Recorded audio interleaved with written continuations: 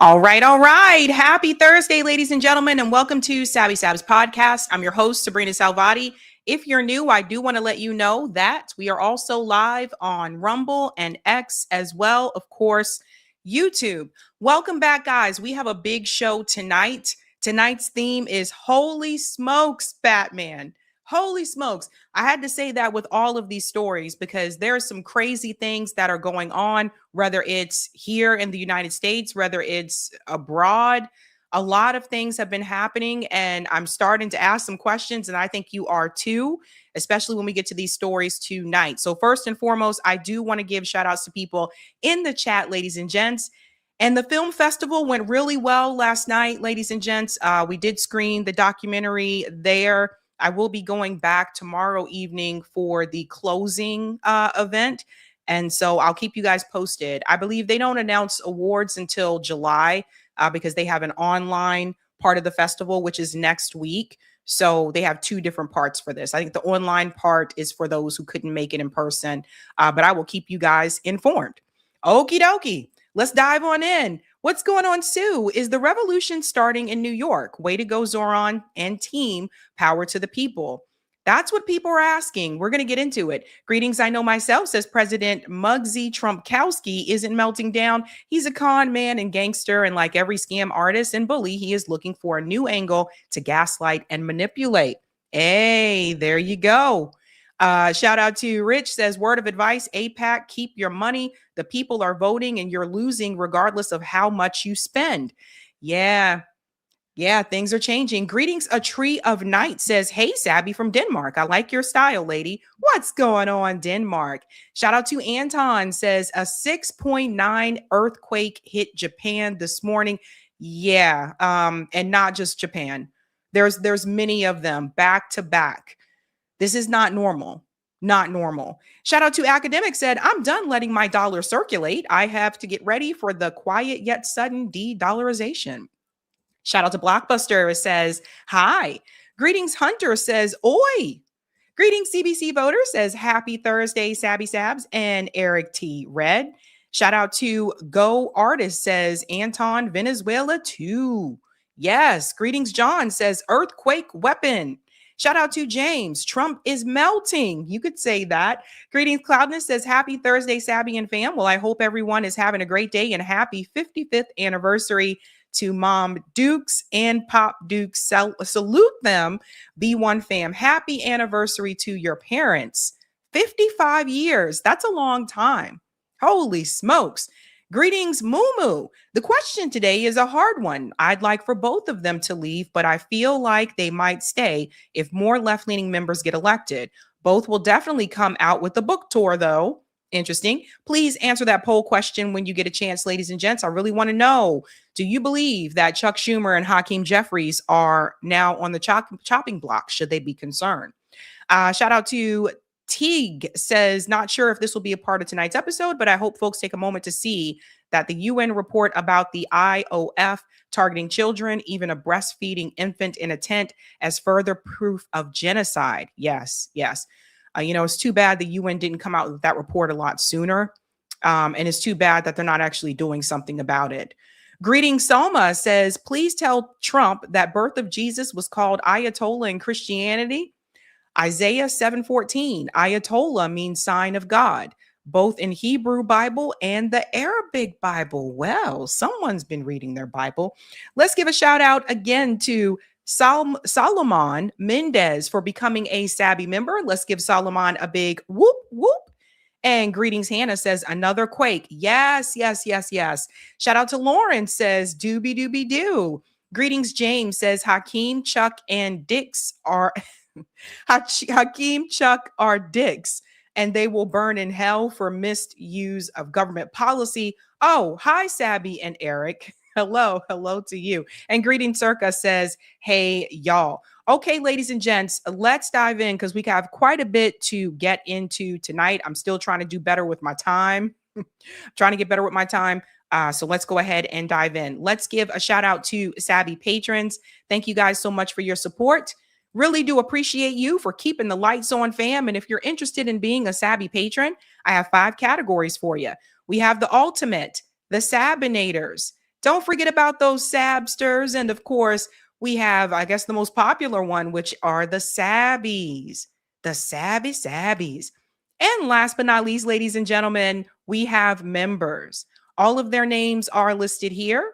And you can also see their names scrolling across the bottom of the screen on the ticker. And I don't think I shouted this one out, so I'll shout it out. We'll give a shout out to a new Sabby patron. We call them newbies. Let's give it up for Nicole Sombor. Thank you, and welcome.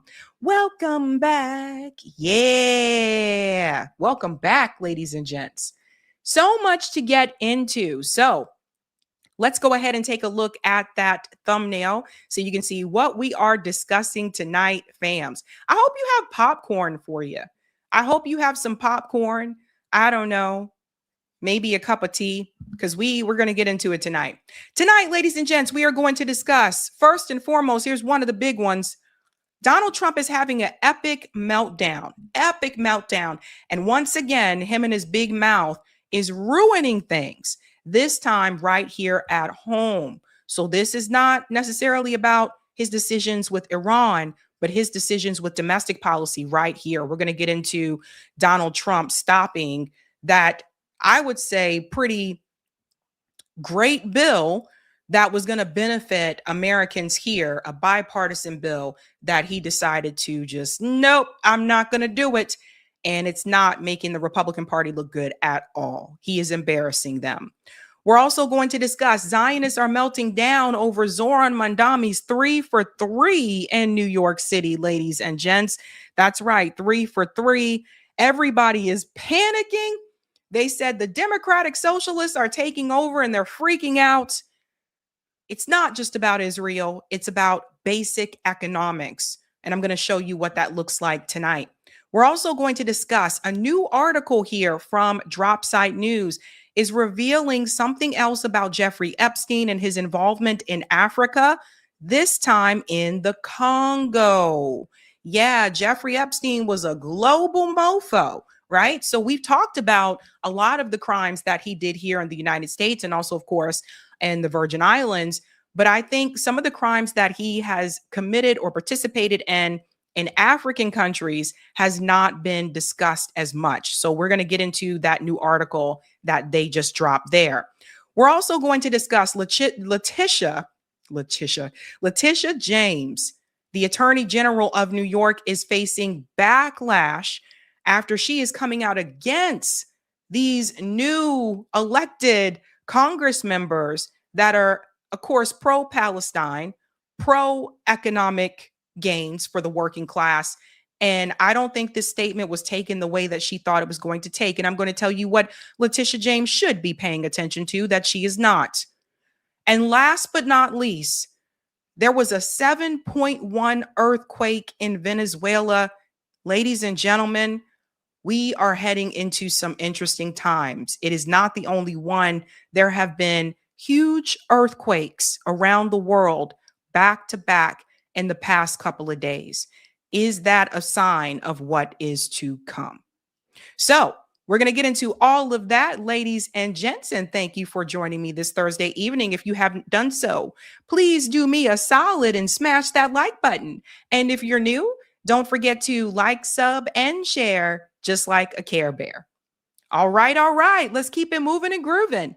Tonight's theme again is Holy Smokes, Batman. So let's go ahead and get into the first story.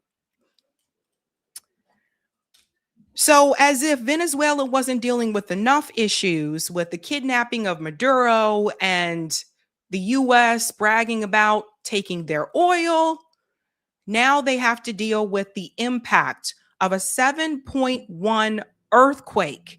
Guys, that is huge on the Richter scale. It's not every day you hear about a 7.1 earthquake, and it's not the only one. There have been huge earthquakes happening all across the globe. What does this mean? Let's go ahead and get into this first clip here. People are really shaken by this in Venezuela, as rightfully so. The 7.1 magnitude earthquake rocking Venezuela, and separate quakes reported in California and Japan. I want to show you some of the video. We are just now getting into it. These chaotic moments on the streets of Caracas, dust filling the air after the capital there in Venezuela felt that intense shaking. You see people walking around, some of them looking confused. A baseball game coming to a halt, people running for safety. You see the light fixture up there swaying, people running for safety to the center of the field. Just hours before that, we saw a 5.6 quake hitting Northern California, knocking shelves of food to the ground.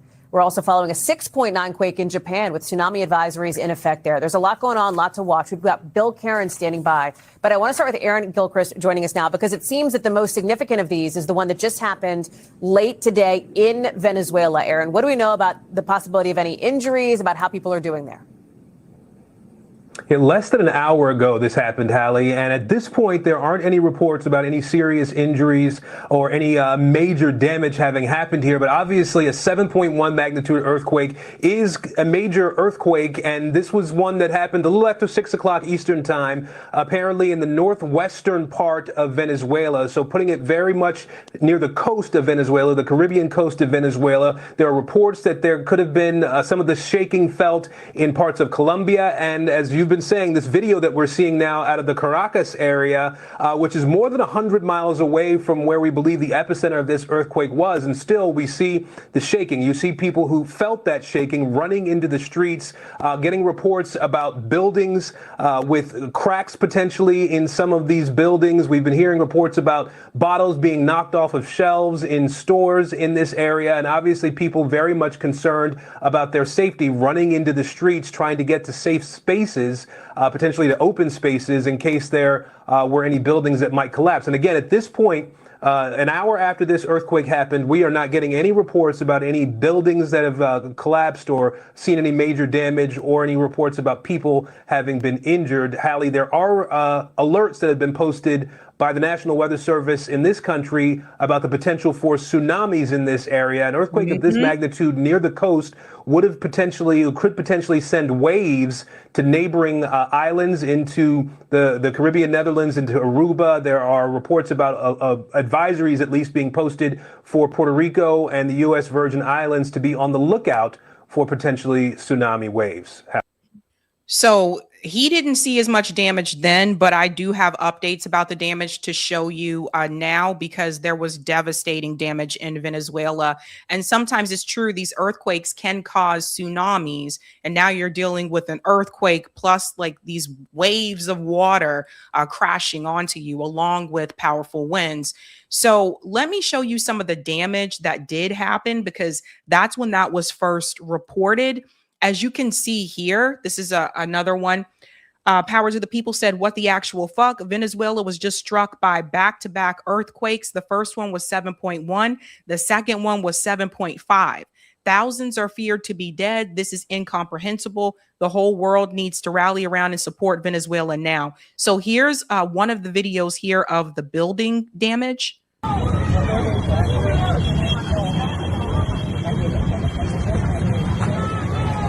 Mira los delfines, mira, mira, mira, mira.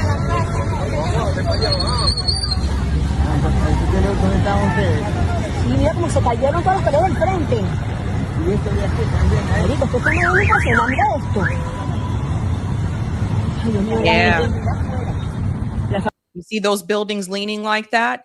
And by the way, if you've ever been through an earthquake, let me know. I've been through tremors. Like we had a tremor multiple times in Massachusetts, believe it or not. It's happened over the years, but I've never been through an actual earthquake. So if you're one of the California peeps and you guys are accustomed and used to dealing with these, let me know, like in the chat. I've never experienced this, and I can only imagine what this is like to go through. Here's another one here. Shout out to Solomon for this one. Crazy footage shows the moment Venezuela was hit by devastating earthquakes. This one is probably one of the most crazy videos I've seen.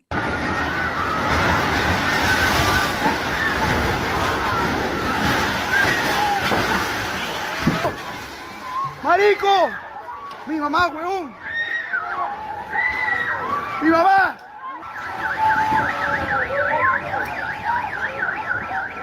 Marico, marico, marico.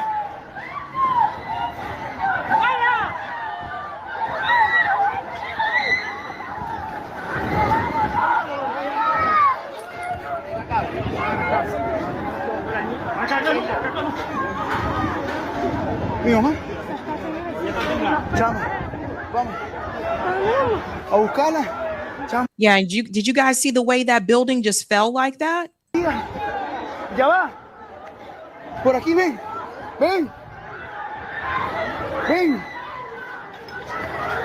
Acompáñame, ven.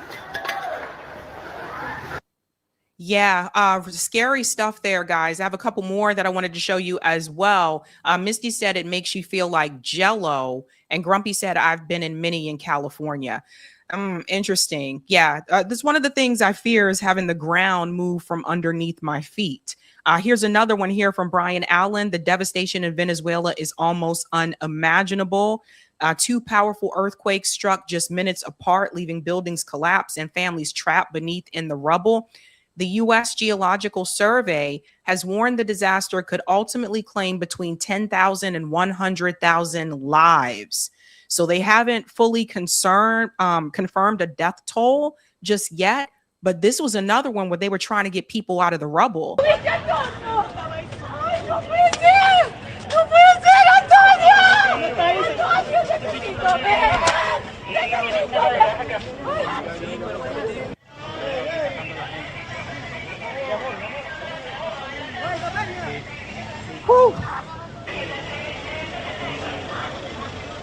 See, they're looking for people.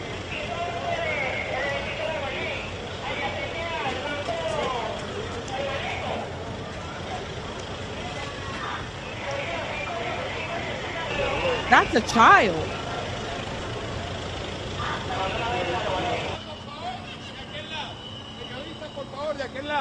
Por favor, amigo, de aquel lado. Hágame el favor.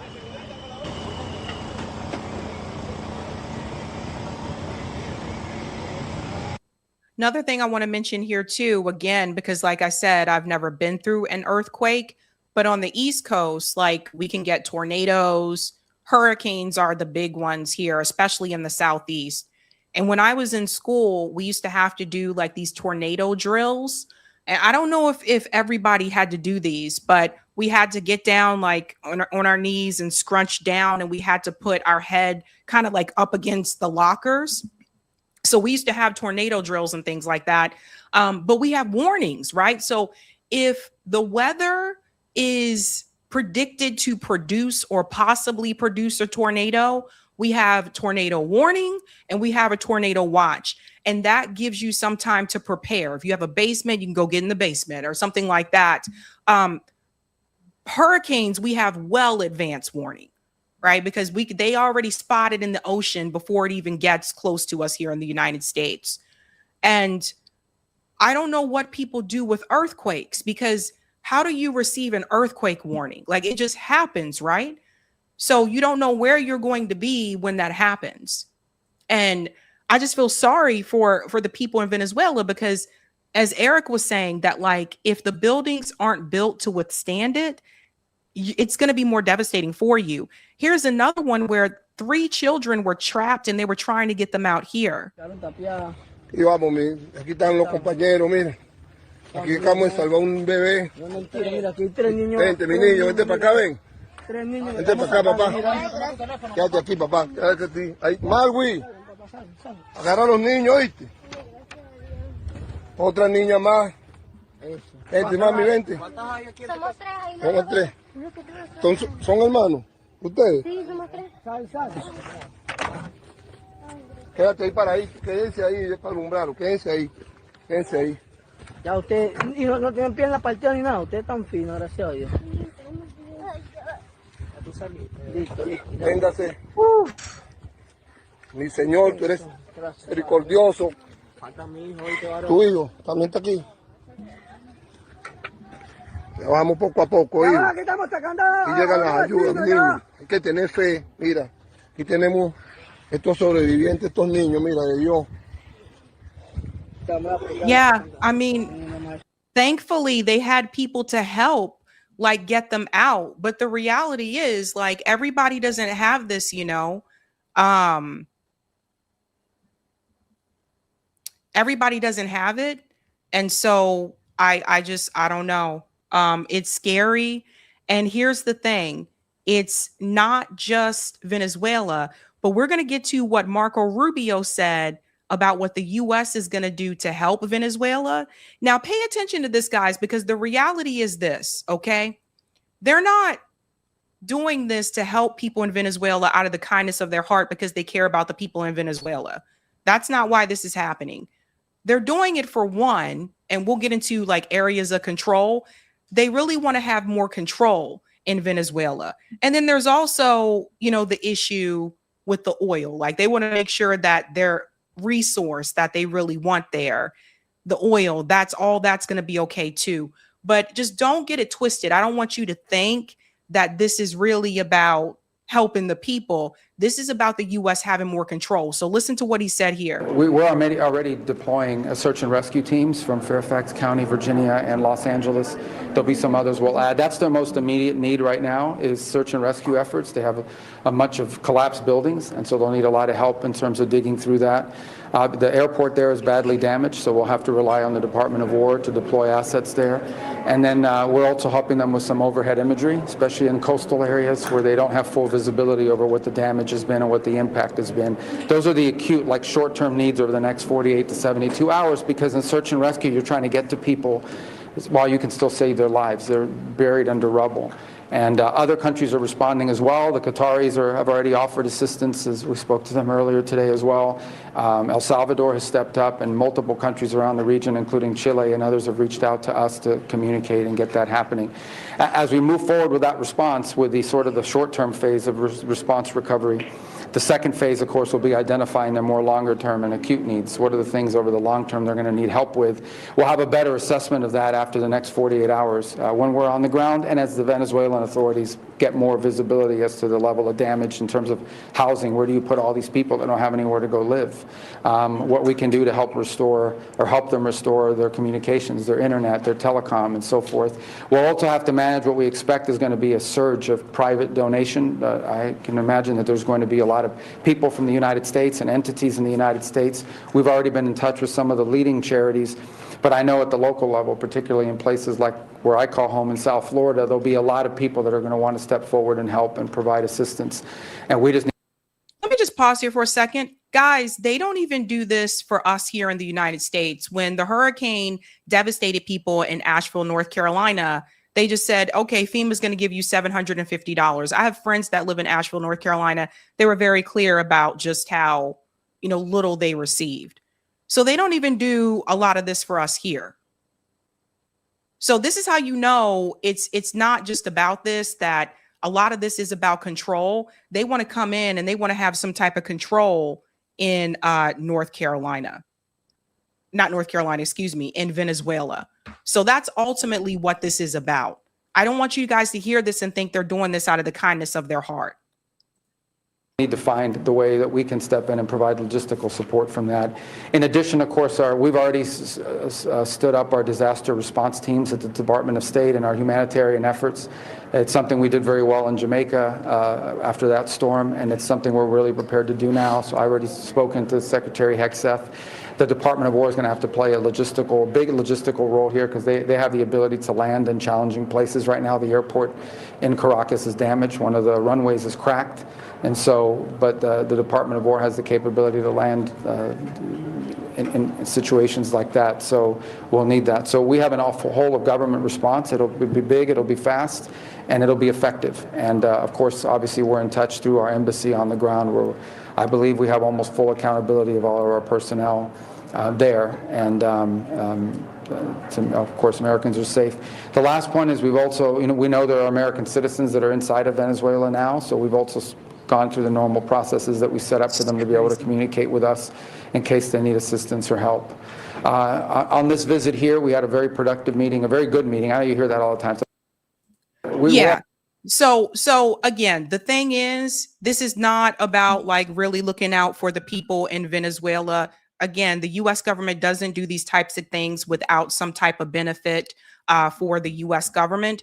So just keep that in mind. I'm very concerned that they're going to try to find a way to have more control over Venezuela now because of this. So I don't want people to hear that and to be misled.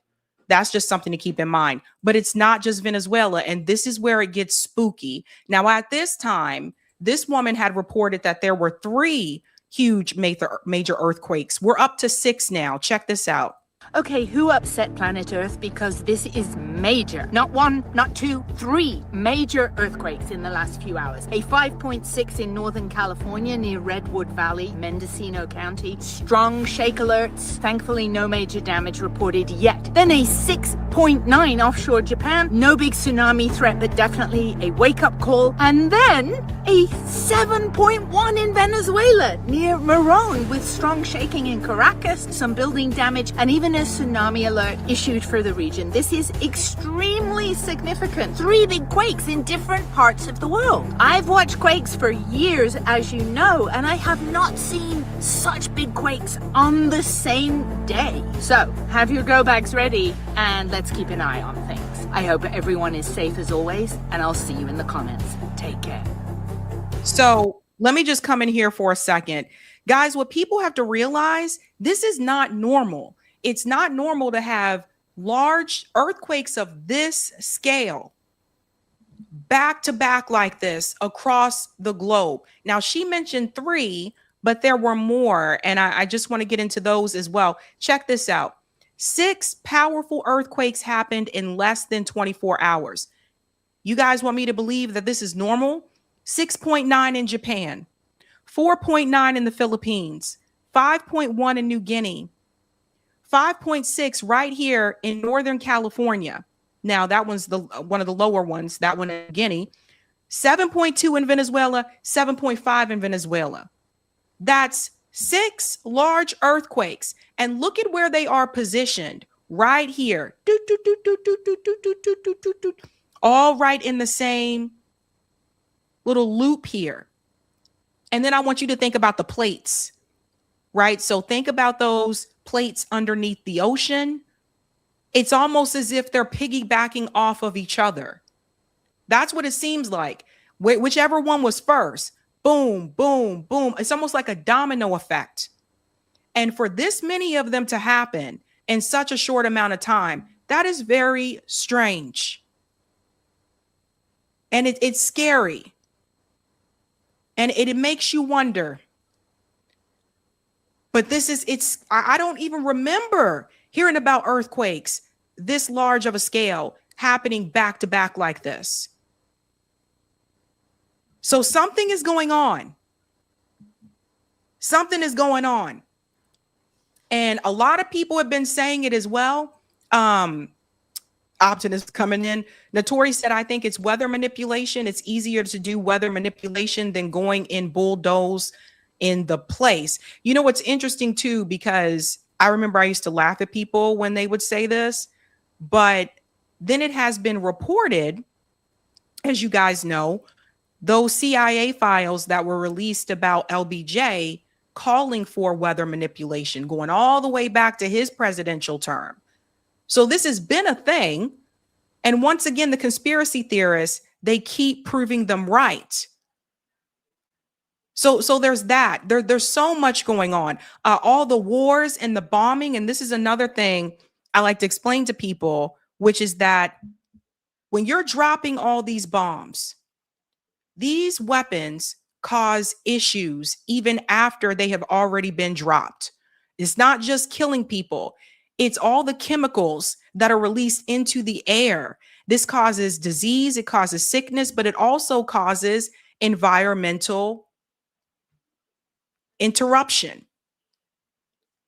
And so when people say that they want to fight back against or fight back for, the environment, I think what people have to remember is when you say we got to help the environment, let's recycle. Recycling is very small, very, very small to helping the environment. One of the big things that needs to be done is you have to end the wars because of the weapons, the military weapons, the bombs, all of that's released into the air that disrupts the environment. So if anything, if you are a climate activist and you are pro-environment, you should be calling for an end to the wars. That's the first part. The other part here is when people talk about the weather manipulation or modification, this is a perfect example here. When we go back to this image here, notice it's all in the same area. It could be a little bit of both. I don't know. I mean, I don't trust a lot of the things that they have taught us to believe anymore. I really don't. But that's not normal. And I never remember seeing this. So everyone's got to pay attention and wake up. I feel like there is something afoot here. Really do. So, holy smokes, Batman. Scary times. And if we hear about another one tomorrow, I mean, come on. Come on. Let's go to some of the comments here, ladies and gents. All right. Thank you for the super chat, Kimi. Sabby looking all lean and healthy. Go Sabby, go Sabby. Oh, thank you. Thank you, Paul. Hey, Sabby, isn't Congress the ones that could declare war and not the president? So Iran, ? I could be wrong. Yeah, Congress is supposed to declare war. But Donald Trump just does whatever he wants to do. No, you're not wrong. Thank you, Marlon. Hello, Sabby. Buy XRP at $1. It is repatriations. Do your own research, not financial advice. You owe it to the people you love to look into it. Interesting. Thank you. Measured Man says, keep the truth going. Thank you. Shout out to Fire, who's been a member for 6 months, says, as I say all the time, as an EQ geek, the earth plates adjust to all shakes the earth makes. When disgusting human bomb each other, that's extra. There you go. That's a good point there, Fire. Divine says, I'm from LA and grew up experiencing earthquakes, even that big one in the 90s. Ouch. Danielle, yes, I am a California born and raised. I've experienced many earthquakes throughout my lifetime, only one at 7. Many fireplaces collapsed in Los Angeles. It feels like the ground is swinging. Interesting. Thanks, Congressman Butthole. We get powerful earthquakes in Alaska, like the 7.1 earthquake in Anchorage in 2018. Thank you, Roger. Something you should know. Fracking causes earthquakes because you are disabling the natural infrastructure of the earth. Another good point there, Roger. Ms. Sparkle says we get an alert seconds before it happens. Yeah, that's kind of late, huh? Thank you for this one, Roger. Flood of donations. Here come the scams. Get ready. Thank you, Sherelle. Sounds like Israel aid might be coming to Venezuela. It's looking more like Delcy Rodriguez sold out her people and her country. Thank you, Kevin. Venezuela is one of the places I've had a heart for, thanks to Mr. Blumenthal. Angered me the way Donald Trump put the screws to them in 2019. Thank you, Fire. People who watch quakes know these were some antipode quakes too. There were six. I told you, man-made earthquakes have huge consequences. Thank you, Sandra, who's been a member for 9 months. Tesla's electromechanical oscillator. Thank you, Marlon. There's a lot of military bases underground along the Ring of Fire as well. People have talked about that. And thank you, Ira, says testing nukes in the ocean is stupid. Yeah. Tell everybody, guys, tell your friends, those who are environmentalists, they really need to be against the wars because it does disrupt the earth. So here we go. We have to cross our fingers, for those in Venezuela and the Philippines and also in Japan, all these places that were hit by these earthquakes, because then the other issue you got to worry about, especially the islands, is a possible chance of a tsunami. And that can make things even worse. So a lot of things happening, folks, a lot of things happening. All right, let's get to the next story, ladies and gents. Do me a solid if you haven't done so and smash that like button. Thank you. Let's get to the meltdown. Dun, dun, dun. Holy smokes. Oh, boy. Let me break it down for you. The Republican Party and the Democratic Party actually came together on bipartisan legislation for housing that would benefit people here in the United States. Now, it was announced by Caroline Leavitt that Donald Trump was set to sign this piece of legislation. She said tomorrow at 12 p.m. on Capitol Hill, President Trump will sign into law the 21st Century Road to Housing Act, one of the most significant pieces of housing affordability legislation in American history. This bipartisan bill includes policies long championed by the president. It cuts unnecessary red tape, helps increase housing supply, and limits the ability of large institutional investors to purchase single-family homes. As the president has said, homes should be owned by American families, not large corporations. President Trump promised to lower housing costs, and he is delivering, making it easier for every family member to achieve the American dream of home ownership. Tomorrow's historic bill signing is another promise made, promise kept. Okay, we'll laugh at the promises made and kept. But even Community Notes had to come in and correct Caroline Leavitt. President Trump, on the morning of June 24th, announced that he was canceling the planned signing of the 21st Century Road to Housing Act. So let's get into this fit that Donald Trump have. So here is Donald Trump not only embarrassing Caroline Leavitt, but also embarrassing the members of the Republican Party in Congress that had this agreement, also with the Democrats in Congress, because they were told that Donald Trump was going to sign this bill. Look at what happened here. Donald Trump decided not to sign the bill. Of all the things to do and to embarrass the representatives in Congress that represent your party, they are embarrassed right now. So let's go ahead and get into this. You can see what some of them said here. Let's show the American people what legislating looks like. Let's show the American people how you bring together and do something on a bicameral basis. And we did that. And we did that in conjunction with President Trump and his priorities. Again, that was at the almost exact same moment President Trump posted that he's not signing that very bill that the chairman said shows what legislating looks like. Here's House Speaker Mike Johnson at that same press conference a few minutes later. In the process of this press conference, President Trump announced that he is canceling the bill signing for the housing bill that you all were just talking about. What is your reaction? Yeah, my reaction is the truth of the matter. I spoke to the president for 20 minutes before I went in and gave that rousing speech to the House Republicans this morning. He and I've talked about this a lot. He has expressed his the priority and the preference of the Save America Act. Now, Johnson claims. Let me just pause here. So that was not part of the agreement. Mike Johnson always defends Donald Trump. Always. And I wonder what his political aspirations are down the road.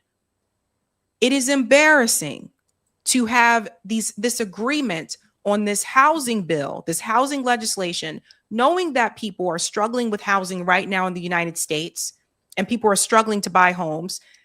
And you were told, it was announced that Donald Trump was going to sign it, and then they were completely blindsided by this.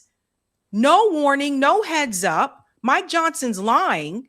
It was revealed they had no idea that Donald Trump was going to do this to them. It's embarrassing. He comes in, people actually get some type of bipartisan legislation going, and he comes in to find a way, let me just take it back. I changed my mind. I'm not going to sign the legislation. That is Donald Trump being Donald Trump. It's not just embarrassing, it's a slap in the face to the American people, because here's the thing. When Benjamin Netanyahu contacts Donald Trump and demands something, it's done. When he says, I want more weapons, Benjamin Netanyahu was just bragging about the fact that I told Donald Trump to go to war with Iran. That came from me. Does it just like that? But when it's something that is meant for us right here at home, I don't really want to do it. I changed my mind after they were told he would do it. So you're going to hear from some of this here again. They were blindsided. They had no idea.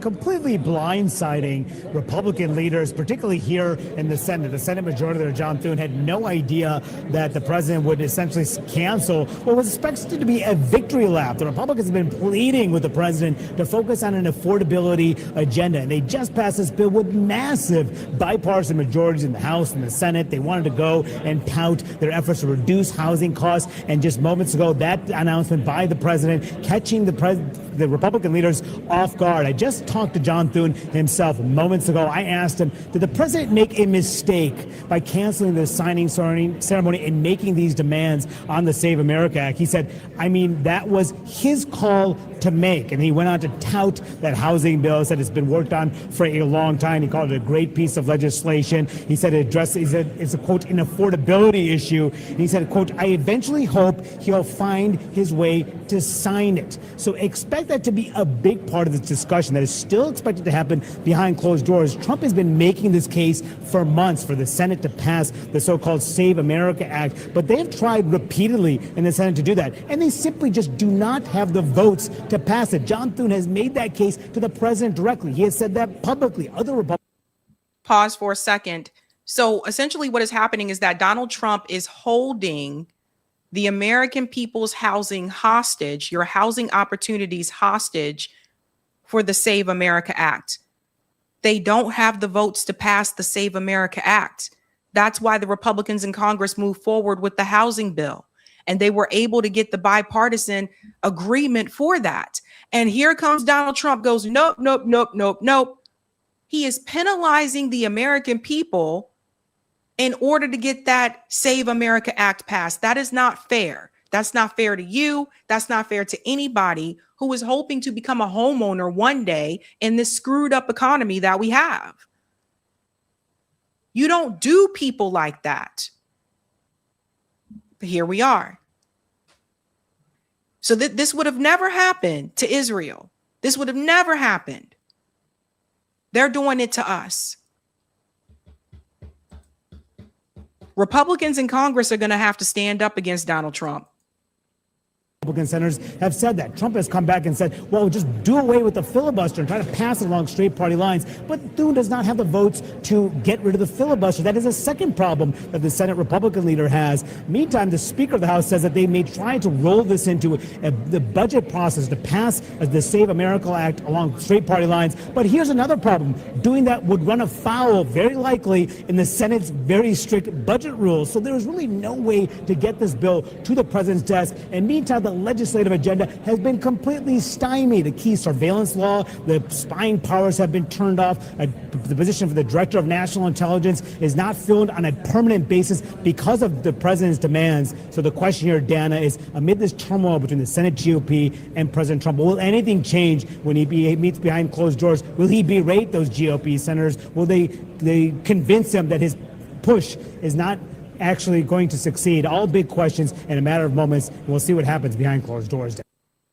But see, this is where, and this is where I have to say, this is the thing about not standing up to party leadership. Those Republicans in Congress that voted to pass this legislation, they're going to have to stand up to Donald Trump. Now, I think a lot of them don't want to do that because they don't want to get Thomas Massied. They don't want Donald Trump to put up some AIPAC candidate against them, and then they're going to lose their seat. But to that, I say this. Okay, so you lose your seat. So the fuck what? You guys just go back to being lawyers anyway. It's not like you didn't have a profession before this, most of you anyway. I'd say it's worth it. What do you say to people in your district? What do you say to your constituents? Oh, yeah, by the way, the president of the United States is holding, the future of home ownership hostage because he does not have the votes to pass the Save America Act. And he's saying, well, you don't get this sign unless I get that. This is crazy. So once again, the little guys are the ones that get stepped on, all for someone's ego, right? A lot of this is to feed Donald Trump's ego. Now, he was questioned about it, and I want to show you what he said. They were asking him about that housing bill. Not the leaders, because they want to cheat. Their policy is so bad, they're unelectable. Would you veto the housing bill while you came to your desk, sir? Would you veto it? About what? If the housing bill that you didn't sign today, if it came No, to I your desk. said I'm not signing the housing bill. I want to see what happens. We said, look, the housing bill is housing. I made billions of dollars with housing. I know housing better than anybody, maybe anywhere. It's all about the interest rate. Lower the interest rates, you can have all the housing you want. But you have to understand, I don't want to hurt people that own houses too. These people, for the first time in their lives, they have valuable houses. They become. But this is the trick. When he says he doesn't want to hurt people that own houses too, he's also talking about his friends. He's talking about the billionaires also that have, it's not just people who are homeowners. It's also people who are billionaires that have multiple properties. It's people like Jeff Bezos that has homes in California and Hawaii and all these different places. He doesn't want their property value to go down. So that's Donald Trump looking out for his friends once again. You see that? That shows you who he feels is more important. That own houses too. These people, for the first time in their lives, they have valuable houses. They become rich. I don't want to hurt them either. What you want to do is what good for everyone? Get the interest rates down. We have this numbskull that was the head of the Fed before, and he's a stupid person. And we call him too late because he was too late with the interest rates all the time. We need low interest rates. Low interest rates will solve everything. We'll solve that. Now, despite that, we're doing well with housing. No, this is bad. I went through the home buying process during the pandemic. So lower interest rates absolutely do help, but it doesn't solve the whole thing.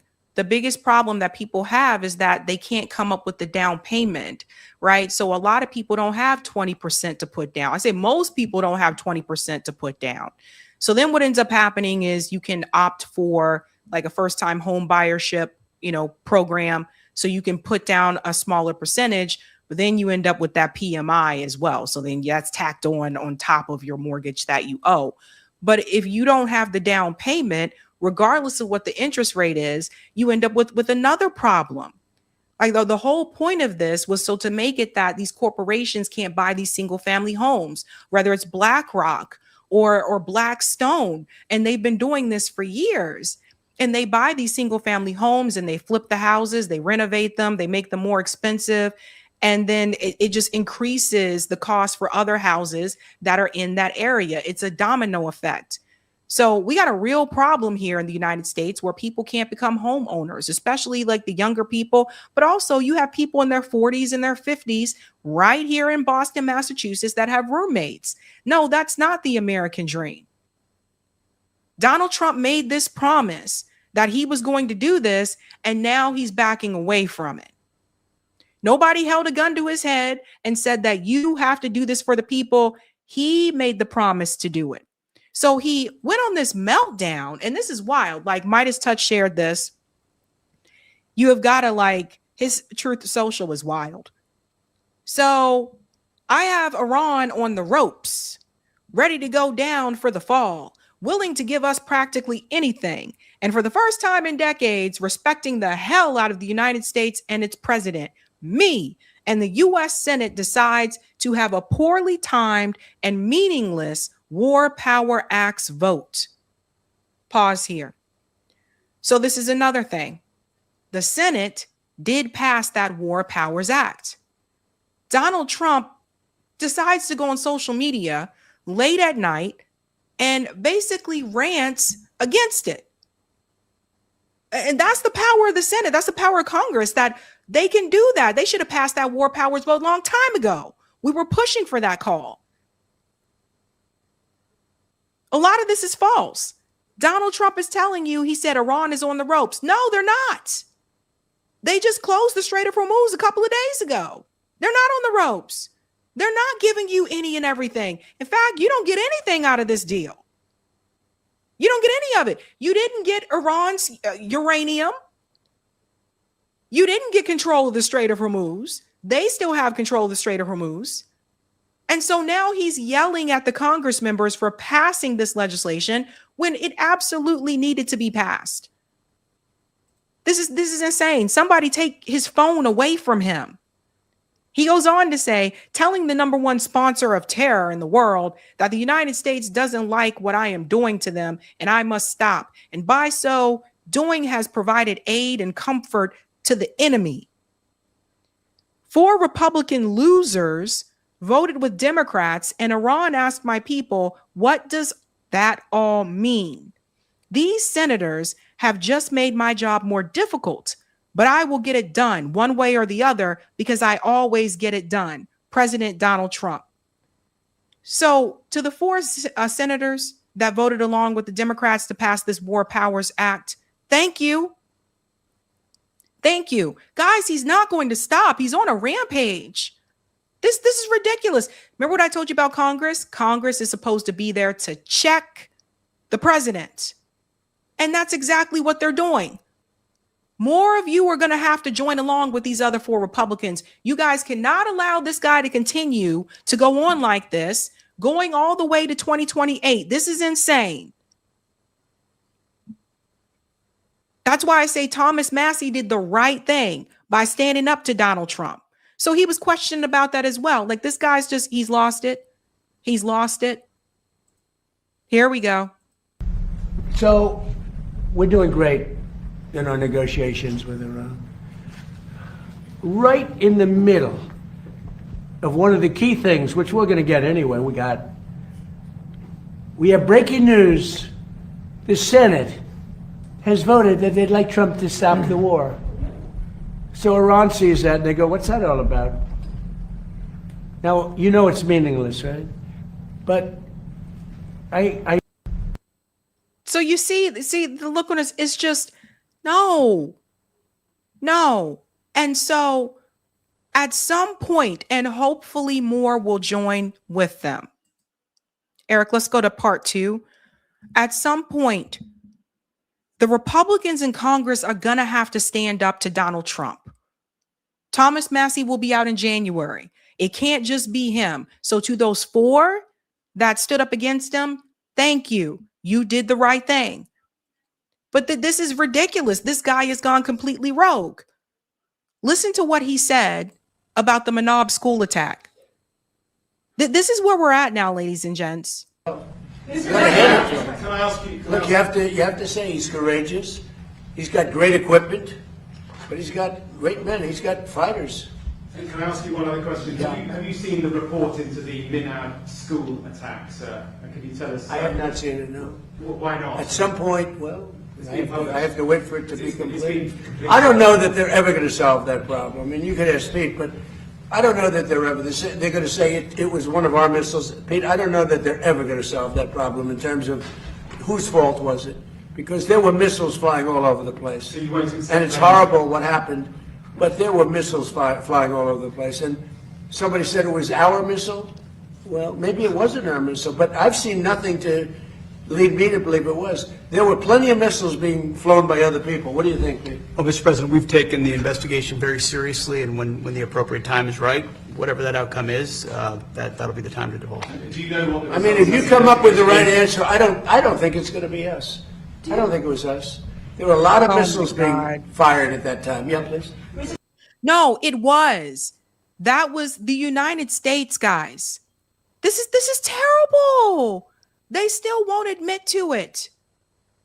Still won't admit to it. Guys, do you know they said that there was a shouting match between Donald Trump and some of the other Republican senators? A shouting match. And guess who was doing the shouting? Donald Trump. This is mob behavior. That's what this is. It's a mob mentality. You better do what I say or else. If it were me and if I were in that position, I would have just stepped down. I wouldn't care. I would have stood up to Donald Trump and then I would have stepped down and say, fuck you. And just go right back to practicing law. It's not like these Congress members don't have careers to go back to. They do. Something else weird happened, and I don't know what this was all about. But Donald Trump had a speech recently. Looks like some type of event here. And people are walking away. He's still speaking. This is not the end of the event. Watch this. Now the largest producer of oil and gas on earth, larger than Russia and Saudi Arabia by far combined. And under my most favored nation agreement on drug prices, we are delivering the largest reduction in drug price history with price differences of 400, 500, and even 600%. Now, at first, I thought maybe this is people just walking by because you can see there's the Washington Monument right there. But then I see MAGA hats. He's still speaking. So I don't know. If you took down 0.5%, somebody said you would. Either way, it's not a good look. Not a good look, ladies and gents. So it's gotten to the point now, guys, where somebody needs to rein him in. And I feel like he's not listening to people that are close to him or trying to advise him. But this is a big, big fail to not sign that bill that had bipartisan support because you were in your feelings for something that they don't even have the votes to pass to go along with it. That's a disservice to the American people. And it's wrong. And more people need to call it out. Mike Johnson is useless and pathetic. He kisses Donald Trump's ass. And he does so because I do believe he has further political aspirations. And something just needs to be done about this. It's absolutely crazy. He's lost it, guys. He's lost it. And finally, Congress, some of them are checking him. Not all, but some of them.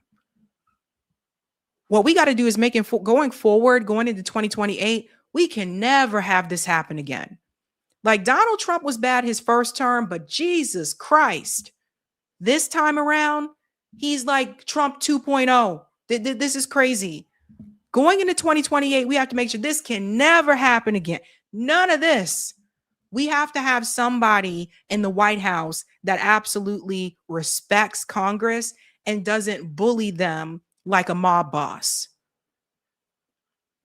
Let's go to some of the comments here, ladies and gents, and then we'll get to the next story. Hey. True and genuine, you said they had enough. Yeah, I mean, at some point, you can only go so far. Like, this is crazy. FM said Netanyahu's 11 demands. FM has jokes. Thank you, Marlon. Maybe Satan Yahoo canceled the bill too. Maybe. Thank you, Dark Angelic says, who knew Trump would pull another bait and switch? Thank you, Mark. Sabby, I remember you saying that you believe it's a cure for cancer. There's a cure for cancer. I do too, and it is a natural one. Read this book named World Without Cancer by G. Edward Griffin. It's amazing. I have to check that out. Add that to my list. Thank you for the super sticker, Phyllis. Thank you, Roger. Road Act to Housing Act passed 358, 32, 292 is veto proof, while in the Senate 85-5. While 66 is veto proof. It is law. Signature not needed. Jabo says Sabby, they have already started with gas limits 4 gallons per customer. It's starting.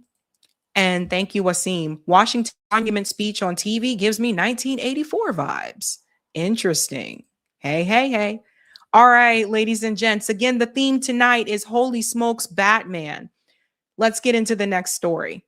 If you haven't had a chance to do so, let's go ahead. And Eric, did you just delete? I think you deleted something I needed here. Or bring me back to where I was. This isn't the first clip. Yeah, I think you have to take me back to part 2. Yeah, sorry. All right. Again, tonight's theme, ladies and gentlemen, is Holy Smokes, Batman. And holy smokes on this one.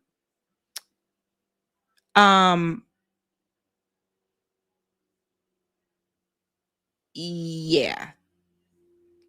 Nope. That's not it. The first one should be the ad.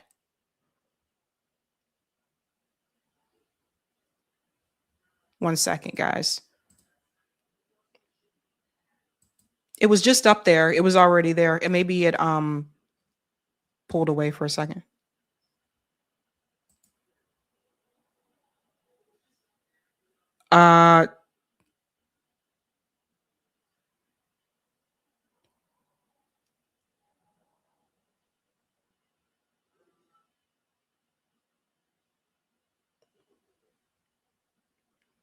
No, it was already there. Let me see. Hold on.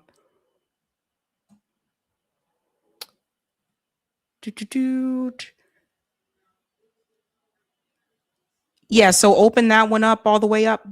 I think that's the one. No, that's not the first one. I'll put it up there.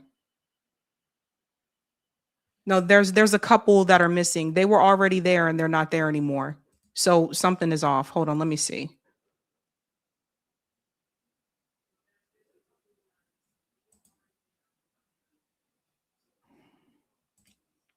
Yeah, this is right. I got it. Okay. Okay, sorry about that, guys. Let me come back here. This shouldn't be playing. Let me make sure this is the one. Nope, that's not it. Just leave it there. I'll just add the link myself.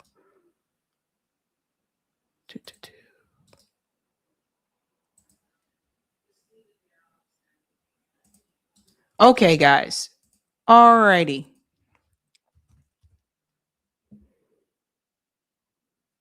Yep, right there.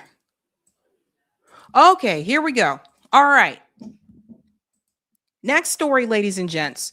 Talk about holy smokes, Batman. What just happened in New York City, ladies and gentlemen, everybody is paying attention to it. We are starting to see that AIPAC and the pro-Israel lobby is losing greatly. Losing greatly. And I think you guys will see that. First and foremost, regardless of whether or not you like Zohran Mandami's policies or you believe in this type of policy, that's beside the point. What really matters about what just happened is that the pro-Israel lobbies lost. This is a big sign to AIPAC. It's a big sign to all the other pro-Israel lobbies, of course, to Israel, and they are melting down. I'm going to show you all the people that are losing their shit because these pro-Israel candidates lost, including one of them, Adriano Espelot, who thought that he just could not be touched and was very, very cocky. First of all, I want to start with this ad here. I don't care what you think about Zohran Mandami. This right here, this is how you make a winning ad. New York, we know anything's possible with a great team. I'm Brad Lander, and I'll block billionaires from buying our elections. I'm Maria Elisa Avila Chevalier, and I'll defend New York by abolishing ICE. I'm Claire Valdez, and I'll stand up against bad landlords and greedy corporations. Get out and vote. This is the team. This is our year. I'm Brad Lander. I'm Claire Valdez. I'm Maria Elisa Avila Chevalier, and we approve this message. Ladies and gentlemen, everybody take note. And to my friends also in the Green Party as well, guys, that is how you make a winning ad. I don't know who created this ad, but that was fucking genius. And let me tell you why. First of all, the Knicks just won. Smart. Even if they made this before the Knicks won, the Knicks were in the championship. Smart. He said they're their team. He connected sports to politics. Smart. This is why sometimes I say, I know there's a lot of finger pointing sometimes towards like the younger voters, but I will tell you one thing. When it comes to marketing, advertising, social media, they know how to do this well. So whoever came up with this concept, that was brilliant. Now, we're going to get to some of these. Brad Lander, I would say keep an eye on him. We're going to have to watch him because he left DSA and said that they were anti-Semitic after October 7th. And then later on, had this turnaround and decided to come back over that way. So keep an eye on him. I'm fuzzy on the dude. You know what I mean? I'm fuzzy on him. He's better than Goldman, who he beat, but still, I don't know about that one. So keep an eye on him. However, these other ones we're going to get into, Claire, this woman worked at Trader Joe's. This is what I'm talking about. Everyday people. Dalaria, I hope I'm pronouncing her name, Daria Liza. Her right here, she's the one that ran against Adriano Espelot. Adriano Espelot is a pompous asshole. I talked about him a couple of years ago and people gave me shit for it. But I warned people back then. I said, this guy is a pompous asshole. And he was out there trying to recruit kids to go to those military schools in the United States. And I called it out. I was like, what is he doing? Like, you're not supposed to be doing that. So let's get into how this worked and what this means going forward. So first and foremost, Zohran announced all the winners. He endorsed those three people. All three of them won. Assemblywoman Deanna Moreno.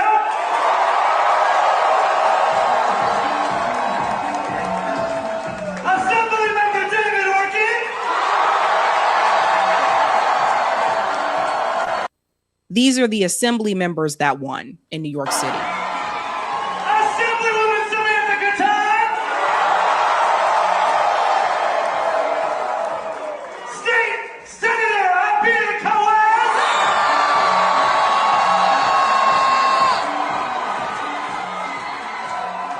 And the one, the only, Congresswoman Claire Valdez.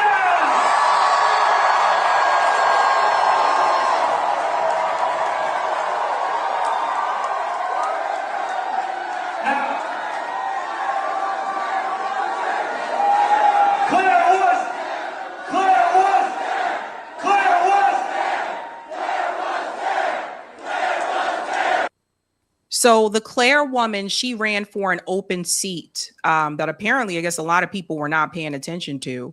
But again, like I said, she worked at like Trader Joe's or something like that. And then you can hear at the party, everybody started screaming, fuck APAC.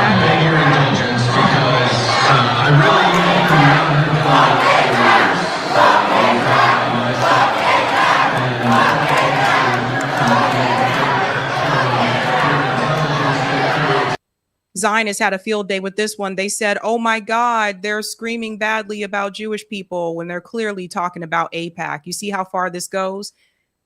So we'll get into this woman here. You know, they really came after her.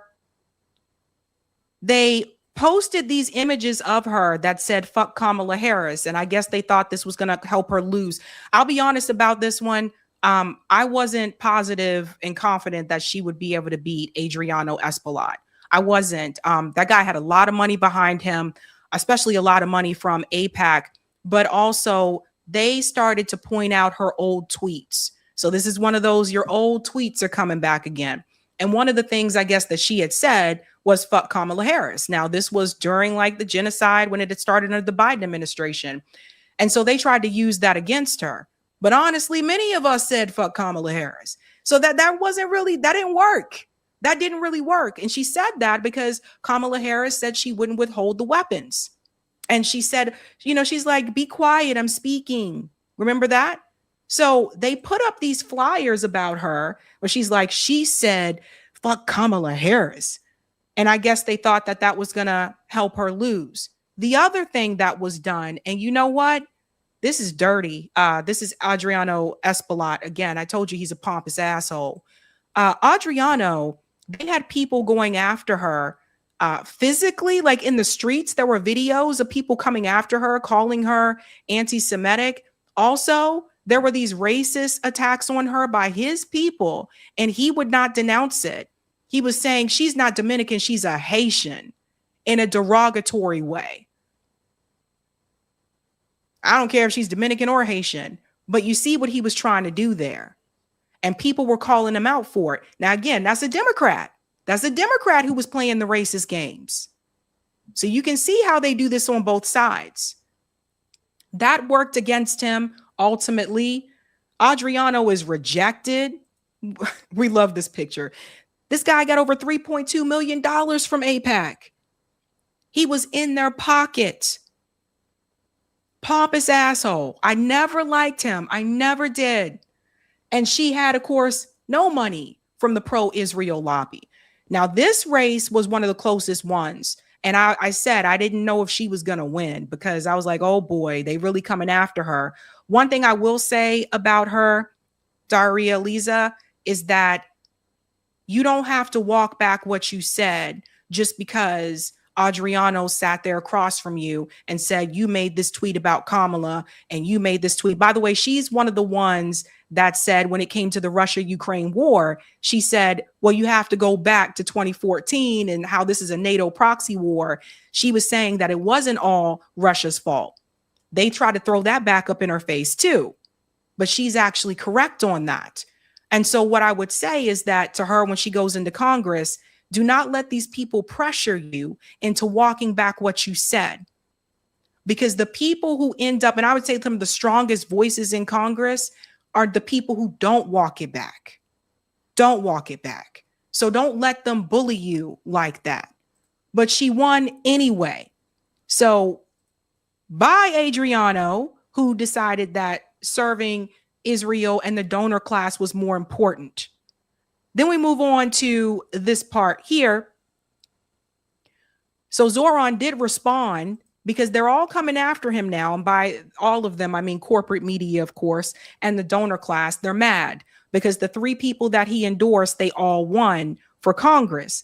So I want you to see what he said here to Chris Hayes. And if we were to continue, in doing this, you clearly ticked off a bunch of people. You knew that. I mean, they weren't like shy about saying it, because generally the way it goes is you don't endorse against incumbents.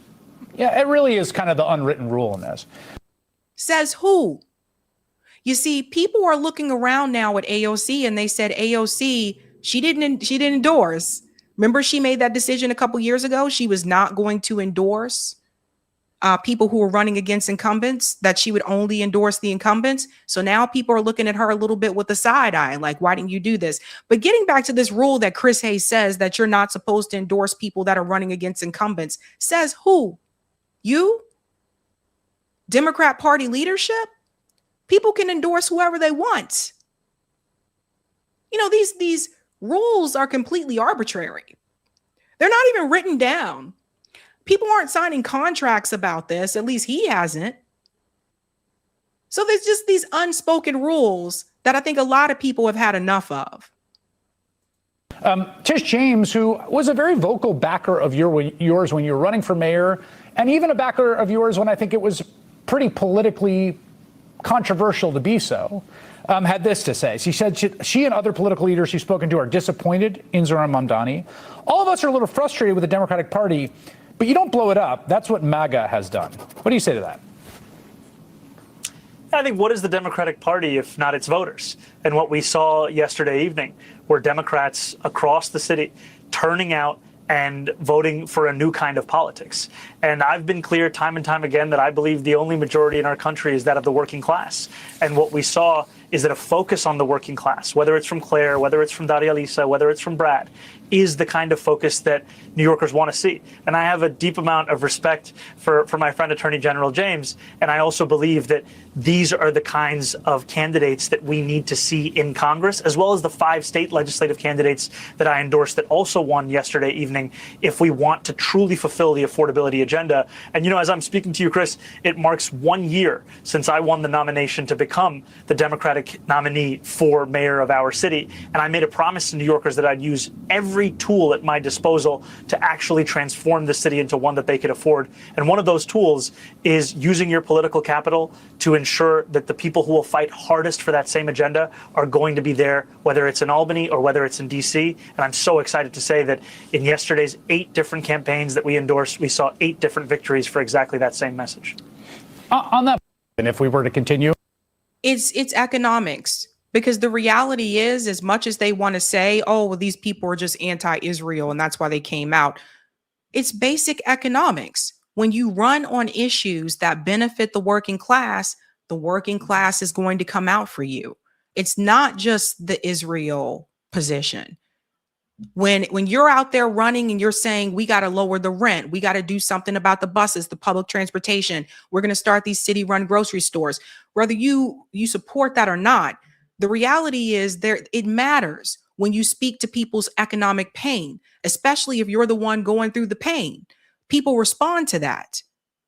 And so it's just wild to me how the rhetoric that I'm hearing from people, and we'll show you some more as well, it's crazy how they're like, these people are just anti-Israel and oh my God, and they hate Jewish people and those were the people out there voting and blah, blah. No. New York City is expensive as fuck. As long as I can remember, New York City has been expensive and only continued to increase over the years. To rent there, you need like the 3 months rent up front, and some landlords want more than that, especially post-pandemic. So the rent is expensive. The food is expensive. Public transportation, so depending on where you're coming from. You know, everything is expensive and people just want to live. I don't see a lot of people begging to be rich. Most people that I talk to, they just want to be able to get by and hopefully accomplish the American dream. The American dream is not to become a billionaire or trillionaire. And that's gone for a lot of people. And when you look at the numbers, they ran the data. Check this out. AIPAC is in trouble, at least on the Democrat side. You're in trouble. Look at the odds. I don't think that Israel has played a bigger role in any district any more than in this particular district. We are talking about New York's 10th district. I mean, chance to be the New York 10 Dem nominee. Dan Goldman, the incumbent, a hero of the Trump first impeachment trial among Democrats, only has a 1, 2, 3% chance of actually holding on to his Democratic designation to be the Dem nominee in this particular race. Brad Lander, who was last seen running for mayor in New York City, 98% chance. The reason why Dan Goldman is in trouble is because of the issue of Israel. He is seen by many in that district as being too pro-Israel. Lander has the endorsement of Zohran Mamdani, who, you know, obviously when it comes to the issue of Israel, has been much more pro-Palestinian than pro-Israeli. Of course, this is... Pause here for a second. Dan Goldman is the one that was also complaining because he wouldn't get, he couldn't purchase a coffee at that coffee shop in New York City. And he said they wouldn't let him buy coffee there because he is Jewish. That was not what they said. They said, no, they said like you support genocide. And so you see how he turned that around. Yeah. I think he thought that was going to help him in the election because that happened right before the election, but it didn't, and people aren't falling for it. That was the largest win, was between Lander and Goldman. But even at this time, they were showing you he only had a 3% chance to win. Now, I will say again, keep an eye on Lander because, like I said, he left the DSA because he said that they were anti-Semitic after October 7th, and he came back around. So pay attention to the way that he is going to vote when he gets into Congress. Long story short, Goldman didn't have a chance. What the Calcio prediction markets are saying about this race tomorrow, but you can look at any of the polls that have been out there. This matches up with the internal polling 100%. All right. Democrats in general, how has their thinking changed on Israel? Yeah, okay. So why are we seeing this right now in the Calcio prediction markets? Well, it's part of a broader national picture, right? I mean, just look at the change over the past few years. You know, you go back to late 2023, who Dem voters sympathized more with. It was basically an even split, but perhaps slightly more with the Israelis than the Palestinians, 34% to 31%. Look at this Israeli percentage, though. Down through the ground. Look at this. Now just 16%. This Palestinian percentage, about doubled. The percentage of Democrats who say they sympathize more with the Palestinians has about doubled in just 2.5 years. Look at that, from 31% to now the clear majority of Democrats now say they sympathize more with the Palestinians than the Israelis. I'm going to do the ghost reference when Whoopi said, Molly, you in danger, girl. Israel, you in danger, girl. This is not good for the pro-Israel lobby, at least on the Democrat side. And you have Republicans that are not supporting Israel anymore either, but the numbers don't lie. 60% support the Palestinians now that are considered Democrat voters. Only 16% support the Israelis. If the Democratic Party is going to continue to exist, or I will say win as a party, the pro-Israel position is not going to work. It's not going to work. And I would employ Republicans to get on board with this too. Thomas Massie may have lost, but he was right. He made the right decision. So that pro-Israel position is not a winner. 60% to 16%. So a 3-point spread in favor of Israel has become what? A 44-point spread in favor of the Palestinians in terms of who Democratic voters sympathize more with. And that's Democratic voters writ large. What about Jewish Democrats? Yeah, so if you know anything about New York 10, you know that it is one of the most heavily Jewish congressional districts in the country. And so you might say to yourself, hey, why what applies nationally would necessarily apply in New York 10? Well, this is one of the more interesting questions and crosstabs that I have seen. Did Israel commit genocide in Gaza? This is among Jewish Democrats. And even among Jewish Democrats, the majority of Jewish Democrats say yes. 52% do believe that Israel committed genocide in Gaza compared to just 39% who say no. AIPAC, you in danger, girl. Now, I'm sure Alan Dershowitz and Netanyahu and Ben-Gvir would call those Jewish voters there anti-Semitic because they said, yes, Israel is committing genocide in Gaza, but this is the reality and this is where we're at. So something is happening. A tide is turning. Let's get to the meltdown. Let's start with Van Jones. Van Phone Jones, who has stuck out his neck to constantly defend Israel, had to answer to these wins. Do you think Democrats not in New York City should be learning from this? Well, first of all, New York City matters because the two most exciting left-wing candidates are here, AOC and Mamdani, but also this is the stronghold for the establishment, Schumer and Hakeem Jeffries. This is a battle between the establishment and this insurgency. And the roof is collapsing on the Democratic Party establishment tonight. If Mamdani gets a hat trick, 3 out of 3, this is a new era for the Democratic Party. And you can't write off New York City because this is the place where both, it's the power center for the establishment and the insurgency. And they're going head to head tonight. And right now, this is no longer a movement. This is a movement and a machine at the same time. There's just no way to sugarcoat this. If Mamdani pulls off a hat trick, it is a new era in Democratic Party politics. Well, and if you're a moderate Democrat who's on the election, who's on the ballot this November, Van, I mean, they're all going to get asked about the positions that we're hearing from these other fellow Democrats. Well, look, I think, from our frontline Democrats will be able to make their case for themselves. I think they'll be able to do okay. We got a lot of national security Democrats in other parts of the country. But this is a big deal tonight. And I think that, look, I don't know what you want me to say here. This is a straight up battle between the establishment and the insurgency, and the establishment is getting its butt kicked tonight in New York City. So let me just make a correction here. We are not going to refer to this as insurgency. We're going to refer to it as establishment versus the grassroots. The establishment versus the people who are not taking the corporate money, and not especially corporate money, not taking pro-Israel money as well. He's like, I don't know what you want me to say here. Yeah, because for all your pro-Israel push, Van Jones, it's not working. It's not. I never thought I would see this time in American politics, to be honest with you. I'm happy to be alive to see it, and I'm happy to be alive to see this one, because here's Hannity.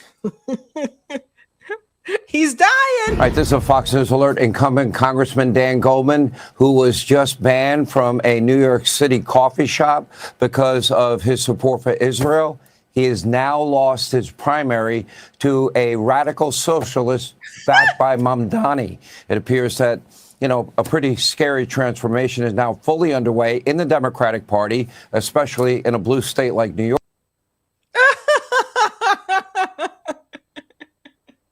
So, you know, he had to put in radical socialist part. He had to say that part, right? And Hannity's infotainment. This dude ain't doing real news. But look at the difference, 64.3 to 35.5. It wasn't even close. Not even close, Dan Goldman. So Dan's going to go packing. And Sean Hannity, they are terrified. Terrified. Didn't I give you guys the warning the other day? Bill Maher was freaking out because they didn't want these people to win. Not good for Israel, but better for the working class. Again, like I said, keep an eye on Lander, though, because I got, you know, I'm iffy on him.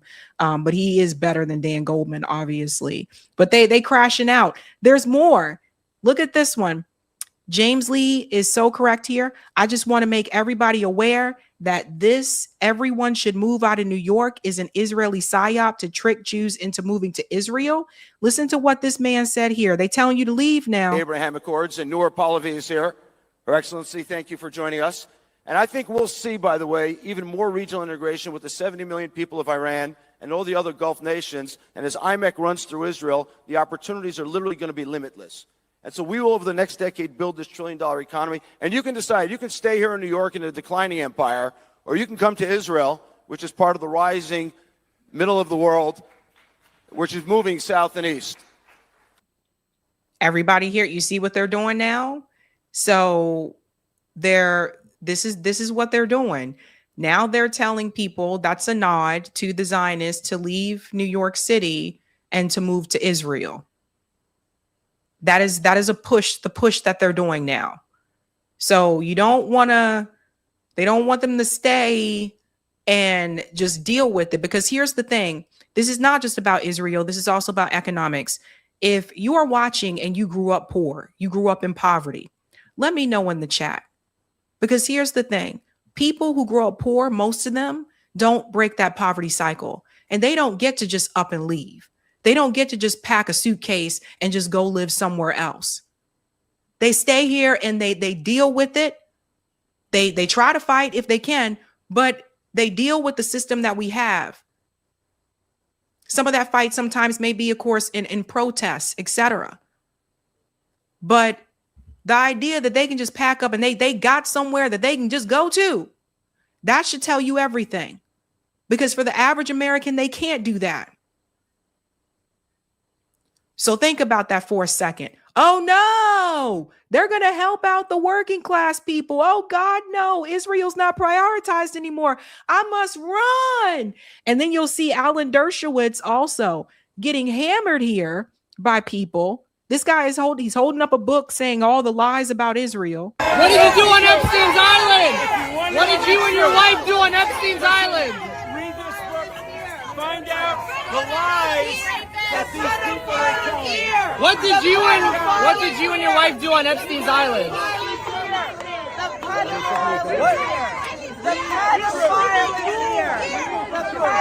Do you regret going to Epstein's Island? And don't listening to these anti-Semites. Do you regret going to Epstein's Island? See, he's calling them anti-Semitic. What did your wife do on Epstein's Island? Epstein's Island. Let me get a picture of you so I can sue you. Oh, whoa. Pedophile! Pedophile! Pedophile! Pedophile! Yeah, so he wants to sue people now. You know how Alan Dershowitz says. He be all over the damn place. Donald Trump was questioned about these wins, and I want you to hear what he said. This is wild because he slams it here, and then he like basically applauds Zohran in the next one. President Trump, great night for Democratic Socialist candidates last night. In the New York primaries, they swept and knocked out 2 incumbents. You're from New York. Why do you think it is that now the endorsement of Zohran Mamdani means more than the endorsement of Hakeem Jeffries? Well, they're going radical left. They're going really, you talk about the Democrat socialists. It's really communist. That's these people. I watched that woman last night. That's not a socialist. I know socialists. That woman is a communist. So here we go again, not knowing the difference between socialism and communism, just dumbing America down. And what they don't say is that I was 16-0 last night, but mine were a little more boring, a little more mainstream. They were Republican conservatives. They don't say anything about your wins because those people were expected to win. That's why they're not talking about it. So Trump has to find a way to make this about himself. Oh my God. But we were 16-0. And if you look over the last 2.5 years, we're about 347 and just about 0. That's pretty good. But nobody writes that. But he picked 3.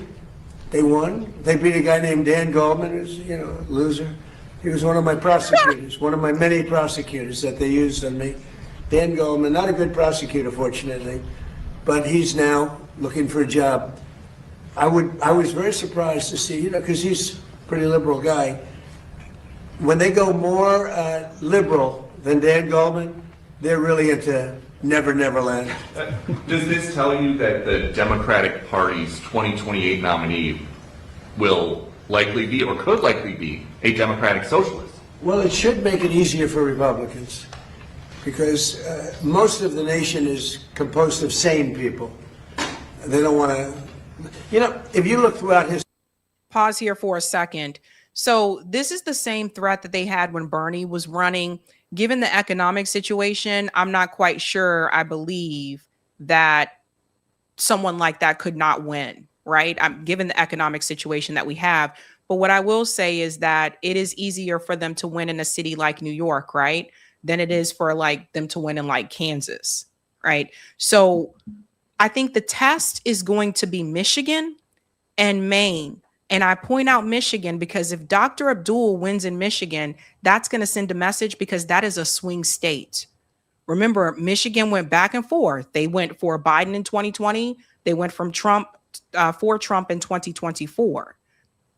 So if Dr. Abdul wins in Michigan, I think that could be a sign as to what is to come for 2028 in Michigan. And Maine, you'll have to see if Graham Plattner beats Susan Collins. But I think you're going to have to test it out in some of these other states to see how well it does. New York City is a whole different, beast of its own. So do I think that these types of candidates would win in like Kansas? No, probably not. But if I would say, what if they took those same policies and they were running in those red states, but they ran as like an Osborne in Nebraska as an independent? He almost won last time. So that's something to consider, something to think about. Let me let him go on here. Go back thousands of years. You've always had socialism and communism by different names. It's never ever worked. It's not going to work this time either. So I just want to make a correction here because a lot of people say this on both sides and it's incorrect. There is no true communist country in the world. Even China is not a communist country. China still has capitalism. They have a mixture, right? So everybody needs to push back on that and correct that. And also to that point, what I would say is that, especially for New Yorkers, well, they've been living under capitalism for a long time, haven't they? How's that working out for them? The funny part is, then he goes on to compliment Zohran Mandami. Check this out. Mandami was here, as you know, twice. And he's a very nice guy. He's a charming guy, good-looking guy. We talk. Well, Mandami was here, as you know, twice. And he's a very nice guy. He's a charming guy, good-looking guy. We talk. So let me just say something about this. This is really funny. That is Donald Trump trying to stroke his own ego. Like, have you ever seen someone do this before? And they say, oh yeah, like I went to the show and I actually got to meet Bobby Brown. And then the person you're talking to goes, oh yeah. You know, well, Bobby was here. Yeah. Bobby was here a couple years ago, way back. He came in here and he bought a t-shirt and he took a picture with us and everything. Yeah. Bobby was here. Yeah. Stroking his own ego. But then the weird part is he keeps mentioning how attractive he thinks Zohran Mandami is. This is not the first time he's mentioned this.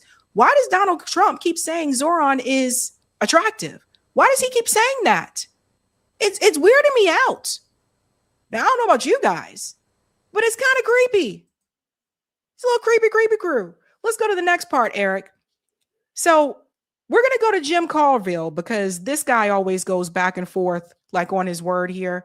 Jim Carville, he was the one that said Bernie Sanders was right after Kamala lost. But then I want you to hear what he's saying now, because now he's saying something completely different. He came after Claire. She's the one that won that open seat, Claire Valdez. And she's the one, I believe, that works at Trader Joe's. Just everyday working person. Listen to this. Josh Gottheimer, Democratic Congressman, he told CNN, obviously the socialists had a big win last night. The question is, are we going to let them take over the party, or are we going to stand up and fight back? Many of us believe, as I do, that if you're a socialist, you're not a Democrat. And two other prominent Democrats, one a senator, one a prominent strategist that you've probably known of your whole life, have also come out for other reasons criticizing. Here they are. The dirtbag left is having their moment. And understand, these people do not like Democrats. Not only are they not Democrats, they wish Democrats poorly. That's James Carville here. He's the guy who said Kamala was going to win and all this types of stuff. Like, this guy is absolutely, he's a gatekeeper. And this is why I said, look, some of y'all just need to go retire. Stop taking advice from James Carville. You did your time. Just go retire somewhere.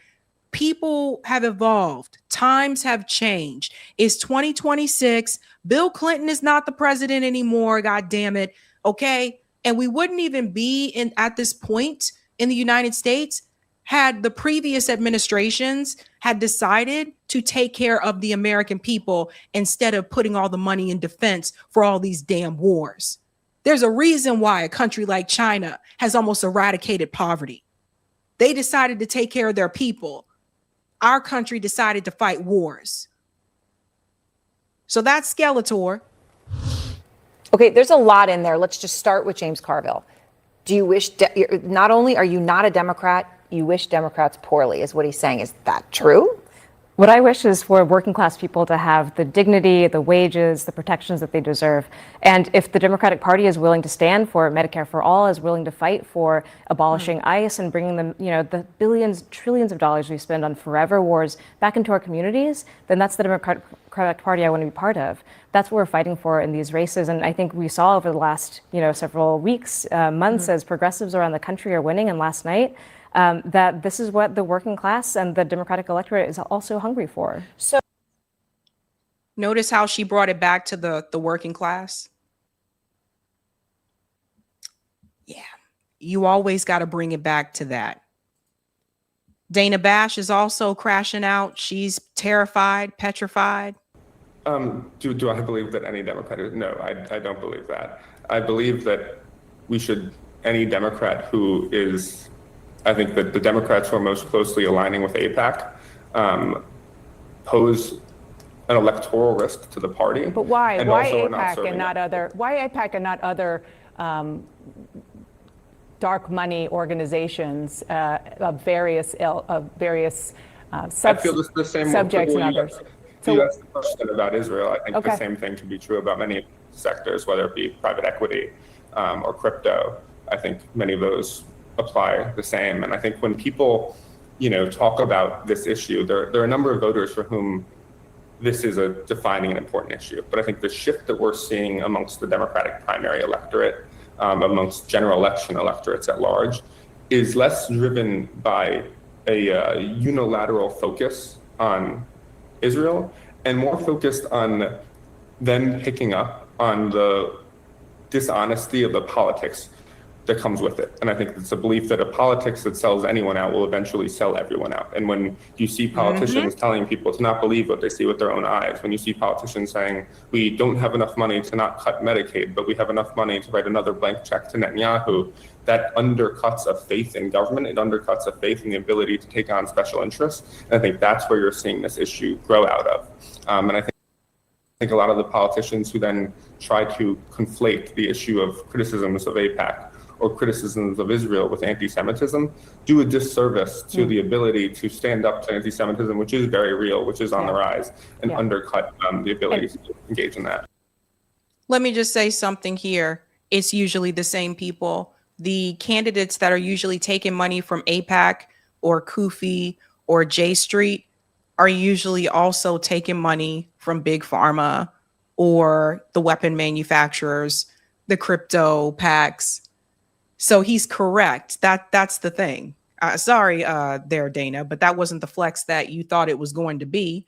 This is something you can check also on Open Secrets. You can see they're usually aligned with the same people. Now, you got to check this out. This one is a doozy. This CNN panel, oh man, if words were violence. But this scares the hell out of me for where our politics are Just going. quickly, it's an animating force in a few of those districts. It's not an animating force in South Carolina's 1st District, nor in New York 17th. It was an animating force in the Democratic convention in Michigan. Oh, yeah. I mean, But here's the problem. I mean, you guys are waxing over the entire thing that what's happening here. You talk about dogs that don't hunt anymore. The idea of painting these people as extremists does not hunt anymore, because the moment that you elected Donald Trump and you watch what he has done in the first year of his administration, no one can make the argument that someone is too extreme. I don't know. This woman goes a lot further than. Oh, we got to drop the beat on this one. Let's see how you do under pressure. Let's see how you do under pressure. Give them a name to remember. Hey, let's see how you do under pressure. Let's see how you do under pressure. A moment can live on forever. Listen, I think this is one of the few times I've agreed with this commentator. He's right. After Trump, you really don't have the right to sit up here and say that anybody might be extreme or radical, any of that. But Donald Trump has it. I mean, Donald Trump is on tape saying that he grabbed women by their private parts. I don't want to hear anybody talk to me about what somebody else said by calling somebody a name or whatever the case may be. This woman has literally aligned herself with the idea of tearing down Western culture and Western civilization. When I hear Jared Kushner at Kirk's funeral saying that we are the whirlwind and we're going to come out and they don't understand how we're going to destroy things, I don't want to hear that. People are actually yes. You go back and listen to what Kushner said at Kirk's his memorial service. Go back and listen to the full thing and tell me that is not a full-fledged white power speech. The vast majority of Americans do not want our country to become a race to the bottom in politics. So Donald Trump, who I criticize, it's already at the bottom. Well, okay, then your side. Oh, yes, it is already at the bottom. But at the bottom, but everybody wants Democrats to be holier than thou. Everybody wants the Republicans to play by one set of rules, and then they want Democrats to say, no, you can't do that. You said that you were better. You said that you were the nice guys, so you must run the race as the nice guy and let these guys literally dig into the graves. This is an insane proposition. I mean, I said this before. After Trump, you really don't have the right to call anybody else extreme or radical. Like after that point, give me a break. they had a meltdown about this on The View. Well, actually, it was more so Sarah. Sarah had a meltdown on The View. Oh my God! Not implying that being pro-Palestinian and no, there were pro-Hamas. It was on October 8th. October 8th, the only thing that had happened is that Israel had been attacked and people had been brutally murdered and raped. And so on October 8th, I don't think there needed to be rallies cheering on Hamas. You're calling her an anti-Semite? I'm going to full-blown call her an anti-Semite. She would proudly call herself that. Trust me. And I recall a lot of people talking about Mondani and what a terrible mayor he was going to be and what an anti-Semite he was, and he has proven to be quite the opposite. He's proven to be a kingmaker, a leader. Great for this city. So that's your opinion. Yeah. So I will say this, Sarah here is freaking out, melting down. She's also very pro-Israel. And it's interesting that people get so upset about criticism of Israel, more upset about that than they get upset about what is happening to people right here in this country. The fact that people can't afford a decent living right here in the United States. They don't have that type of frustration. They're more upset about, oh, this person was at a protest and they said these words. Apparently that matters more than people just trying to find a way to survive. Because like I told you, it's not just about Israel. It's also about the economic situation, which is something that he brings up right here when he's questioned about the working people. Do you see yourself looking into more national races, speaking out to maybe mayors or governors in other states where you see that change could be influenced? And do you see yourself getting involved in national politics that way? I'll say that I've had conversations with other mayors, with other leaders across the country over the course of the time that I've had the privilege of being the mayor of our city. My focus has been on ensuring that our city is one where we see partners at every level of government in enacting this affordability agenda. And I've also said before that the struggle for a working person, it's not unique to our city. Working people are struggling across the country. And part of my hope in working to elect these Congress people, these state legislators, is also to help write a new chapter in our party's history where working people are back at the heart of that struggle. And I believe that that will be key in not just the midterms coming up in November, but also in the years to come, where Americans will be asking themselves, is this a party that is willing to go beyond just standing up to the cruelty of the federal administration, but also a party that's willing to stand up for a vision that looks at the struggles that working people are living through and actually addresses it with ways that it can make their life. Yeah. So notice how he brought it back to the working people. And I have to say this is important when we get to Hakeem Jeffries' response. First, they said that Zohran wasn't going to be able to win because he was too far left. Then he won the primary. Then Andrew Cuomo decided to run again in the general election as an independent. And they said he's not going to win in the general. No way. He's too far left. Then he won the general and he won the full mayor election. Then they said he's not going to be able to accomplish any of these things in New York City. He hasn't even been there a year yet. They've already started on the community grocery stores.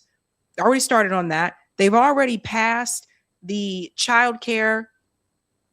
free childcare for the 2-year-olds. That was with the help of Governor Hochul. Already moved forward on that. He already got 3 people going into Congress that support those same populist policies. Again, he hasn't even been there a year yet.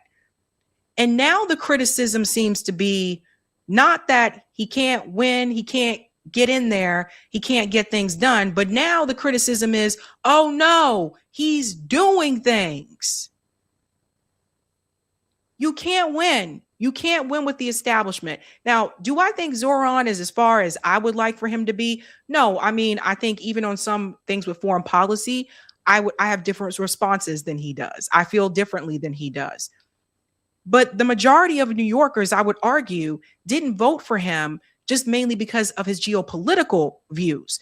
The majority voted for him because of the economic domestic issues right here at home. And this should be a lesson to any candidate that is running past 2026. You have to speak to the economic needs of the people. No, America is not okay. Yes, it is an empire in decline. No, everybody ain't rich. Most of us are not. And to sit there and continue as though this system is working great for the majority, it's false. And it's just not working anymore. It's not working. Now, I say that because of this. Hakeem Jeffries was questioned about this. And Hakeem is, he looked a little panicky here. He looked a little panicked. That's why I want you to answer that poll question there for me. Do you think that Hakeem Jeffries and Chuck Schumer should be concerned, given they're both in New York and given what just happened? About the results in New York last night. You said Mamdani was not the future of the party. Do you regret those statements? I think the future of the party is diverse, and it's anchored in the fact that we've got candidates all across the country who are running to take back control of the House of Representatives so we can end the national nightmare that's taken place. Mayor Mamdani has been off to a great start as mayor. We have a good working relationship, and that will continue moving forward. The NRCC dropped off flowers at your office this morning and condolences for the candidates that you endorsed that lost. Do you have any reaction to that? The thing is that the NRCC and Republicans spent millions of dollars trying to pick Mike Lawler's opponent, and they failed miserably. And Kate Conley, who's now the Democratic nominee, is going to take Mike Lawler out in November, and we're going to take back control of the House of Representatives. And then finally, do you have any comment? Are you concerned at all about a primary challenge in 2 years from, a Mamdani endorsed candidate? When you ask me a serious question, I'll give you a serious answer. Why do you think the Mamdani endorsed candidates won? That's a good question. And every race is going to be judged on its own merits. And, I'm sure that there'll be an assessment of what happened in the Goldman race and what happened in the Espaillat race. But I'm thankful for the service of those two individuals. So let's go back to this image of him right here, because he said, you need to ask me a serious question or something like that. Isn't that what he said? Ask me a serious question. So Hakeem, you in trouble. Because here's the thing. I don't know where his face was when he said that. We'll just put him right here. Hakeem Jeffries and Chuck Schumer are both representing New York City, districts in New York City. The pro-Palestinian candidates just won. Two of them beating pro-Israel incumbents that were backed by AIPAC, had a lot of money. He says he doesn't understand why those people won. He said, oh, it was just different things. They spoke to the economic needs. They ran on these economic issues that people feel in New York. Hakeem says he doesn't really know because you don't speak to that. Because you ain't done nothing. Hakeem been there for years. What has he done? Just bow to the establishment. We used to call him Timu Obama for this reason. So my question to all of you is, do you think Hakeem Jeffries and Chuck Schumer are in trouble? Because there was a guy who was running against Hakeem Jeffries, Vance Bostic. He came onto the show. Nobody else would interview him. And I think he may have had difficulty raising funds because people wouldn't give him any promotion. People wouldn't bring him on. And then there was a word, not to run against Hakeem right now, because I guess Hakeem was trying to help. Zohran was depending on Hakeem to get approval to get some of these things accomplished in the city. So I guess the whole idea was don't primary him right now, but next time. I don't know. That's something I disagree with Zohran on. I think Hakeem should have been primaried immediately. But he's acting like this isn't a big deal. It is a big deal.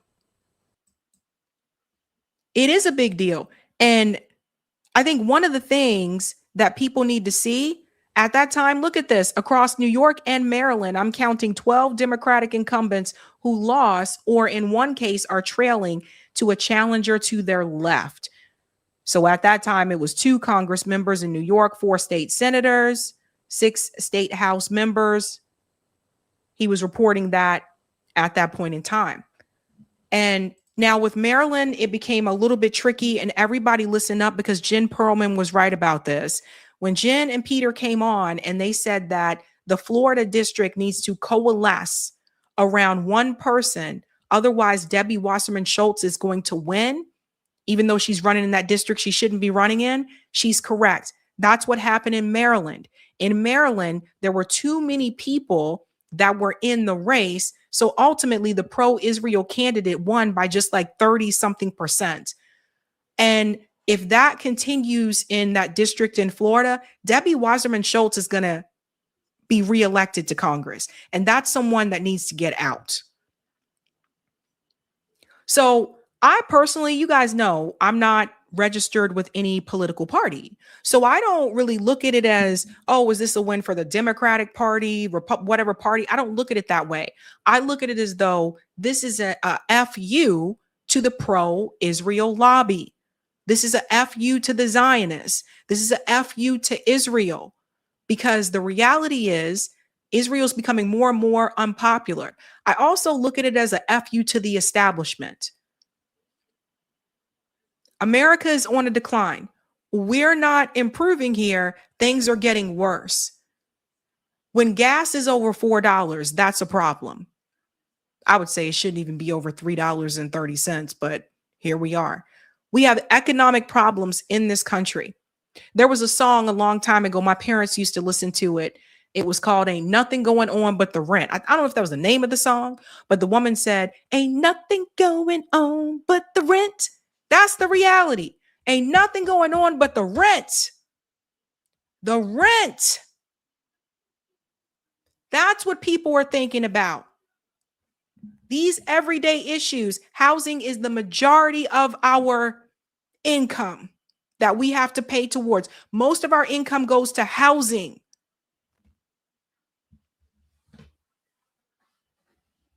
And when the jobs aren't paying what they should be paying to adjust for inflation over the years, but the housing continues to increase, yes, this is a problem. And I said it before, Republicans, Democrats, everybody should be running with this message. The days of just bowing to the donor class and the military industrial complex should be over. That's something working class people understand. Now, we'll say this, Bernie understood that. That's why he was doing so well when he was running, but then he capitulated to the Hillary and to the Biden, but he understood that, the economic pain.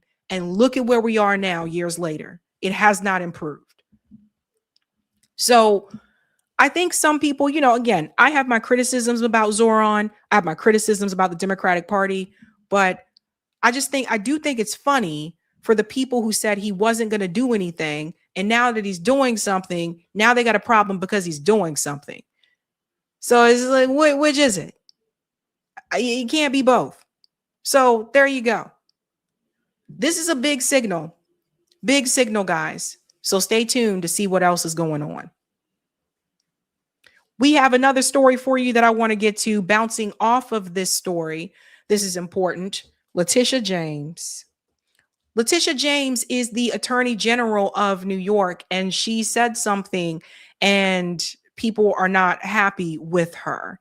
Leticia James, in my opinion, should not be weighing in on these congressional races. Leticia James should be doing her job as Attorney General and dealing with the issues that people have confronted her about that she continues to ignore. And I'm going to show you one of those issues that is very pressing. Leticia James is known for fighting back against Donald Trump. Good. But Leticia James is not willing to do what needs to be done for the community that she represents in New York. So when we had mentioned AOC, I want to let you know she just endorsed Leticia James again. This is problematic. I'm going to show you why. New York, you deserve an attorney general who has the courage to fight for you. And that's Leticia James. But she doesn't fight for them. That's what you're going to find out in just a second. I've spent my career going after people who thought they were above the law. And when corporations ripped off working people, We made them pay more than $9 billion for the people of this great state. and when guns flooded our streets and threatened our lives, We took nearly 10,000 of them off of our streets. And we need leaders in Washington who will stand up for our neighbors. When the director of ICE came after AOC for doing her job, she had one answer. bring it on, because no one is going to stop us from defending our rights and our communities. Not Donald Trump, not the lobbyists, not anyone. That's the AOC I know, a leader who delivers, bringing back millions in federal dollars to our neighborhoods. Since getting elected, I've secured nearly $50 million for the Bronx and Queens. We will continue to protect our communities, lower costs, and help working families prosper. Vote June 23rd. When you look at this ad and you compare it to the Zohran ad that was with those candidates on the basketball court, this ad seems and feels fake because they're not telling you the truth about what Leticia James has been doing. And when we get to this other part, I want to show you, right? So AOC endorsed her. Remember, she has this thing where she was only going to support and back the incumbents. This is who she's supporting and backing right now. Now, Track APAC has been following her very closely here. Let's remember, Leticia James was the one that stood on stage during the pro-Israel parade right next to war criminals that she claimed she didn't know was war criminals. She's the attorney general. Guys, the attorney general is the top cop of the state. If people didn't come after her for this, I honestly don't think she would have made that type of apology, to be honest with you. She stood right there shoulder to shoulder next to these war criminals that have killed children. Rah, rah, rah for Israel, she says. Letitia, that one. So I found it interesting that she had the audacity, make sure I'm going to the right one here, to come after the people that Zohran put in. Look at what she said here. New York Attorney General Leticia James criticized NYC Mayor Zohran and some of his endorsed candidates in New York City's Democratic primaries, telling CNN that some of those candidates don't understand the communities they want to represent and are disconnected from the history and the struggles of many NYC districts. This is laughable coming from her when we talk about the struggles and the history. She goes on to say, also, Democratic leaders are disappointed in Zohran, adding, all of us are a little frustrated with the Democratic Party, but you don't blow it up. That's what MAGA has done. But wasn't that the mission of Justice Democrats? Wasn't the mission a hostile takeover of the Democratic Party? So apparently, no, you are supposed to come in and just blow it up. That's what you're really supposed to do.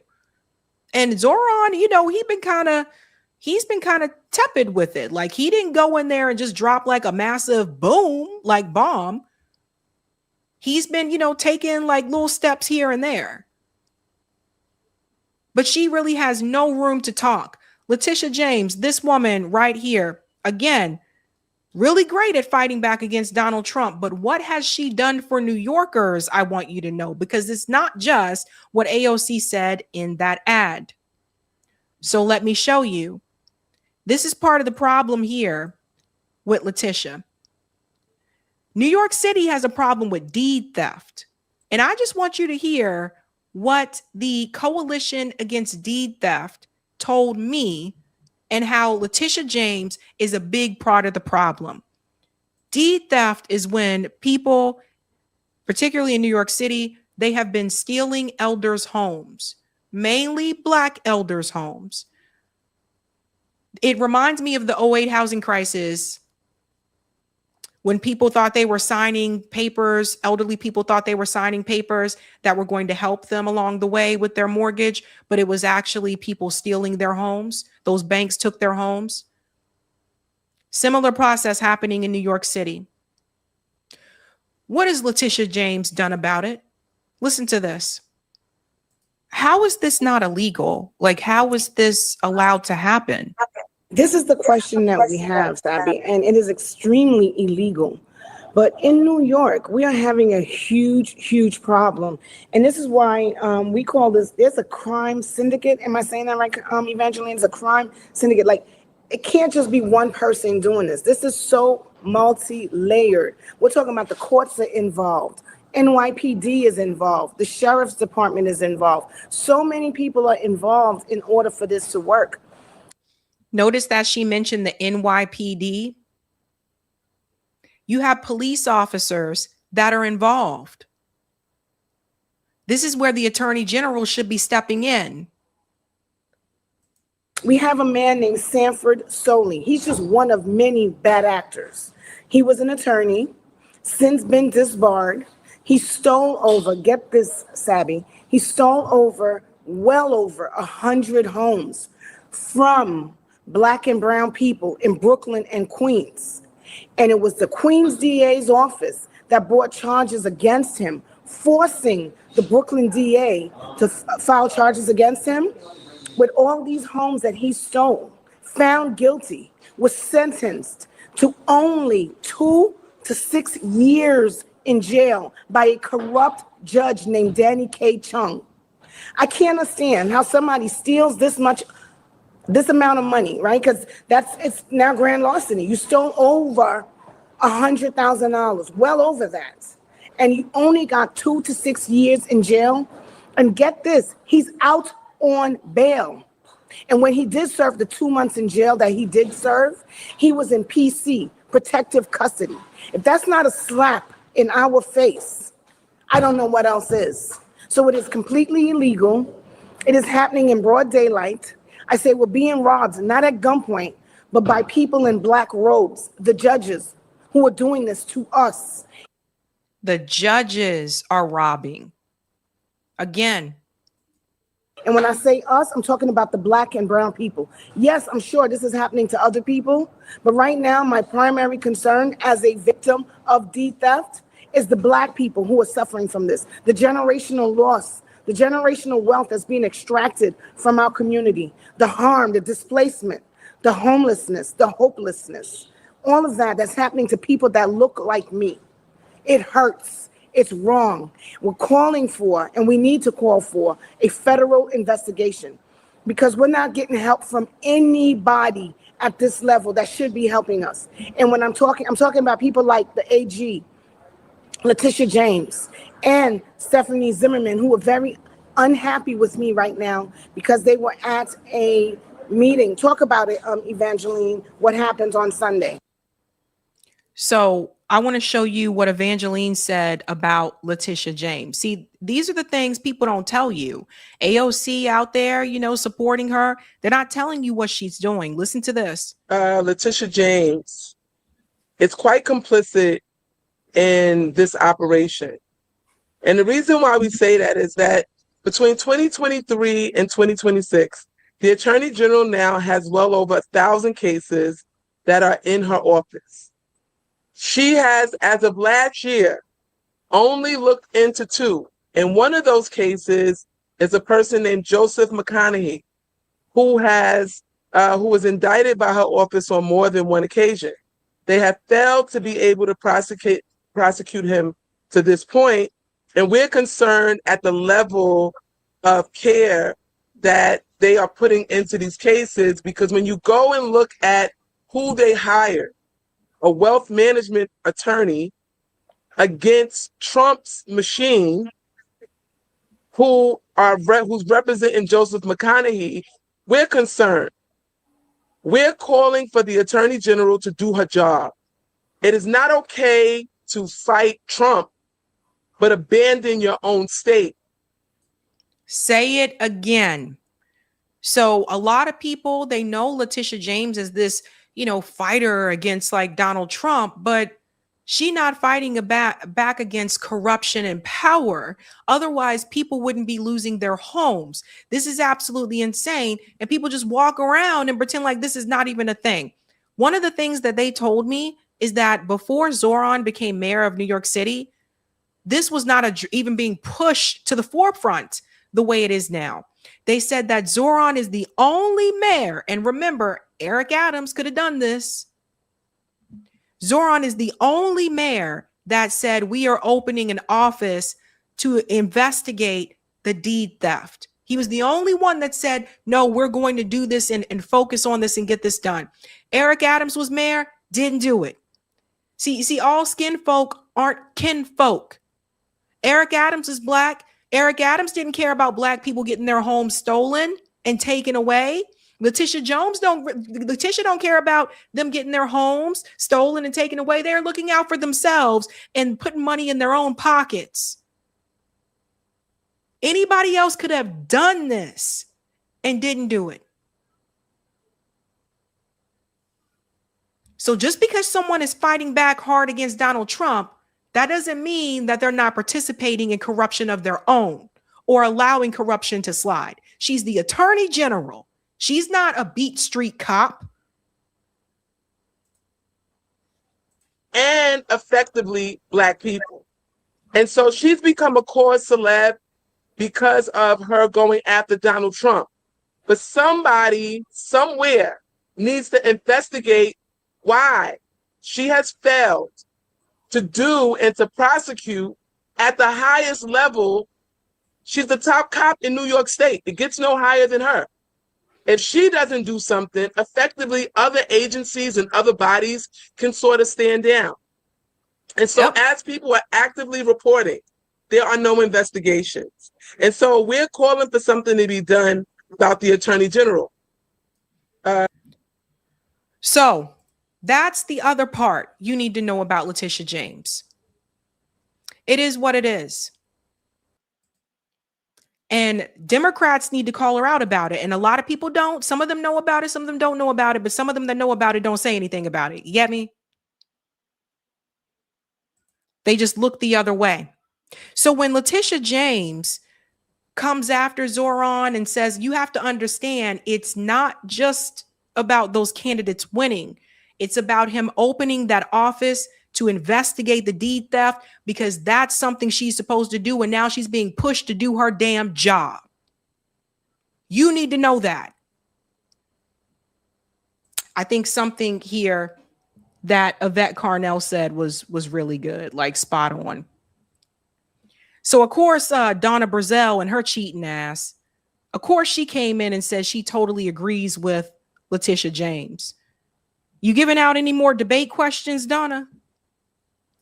You still giving out debate questions to people behind the scenes? Corruption. I don't understand why this woman still gets brought on to interviews. So I'm going to show you what Yvette Carnell said. She said, none of that matters. Zohran is proving himself to be the kind of kingmaker that the ADOS community actually deserved. She's talking about American descendants of slavery. Instead, we got y'all black boule cowards.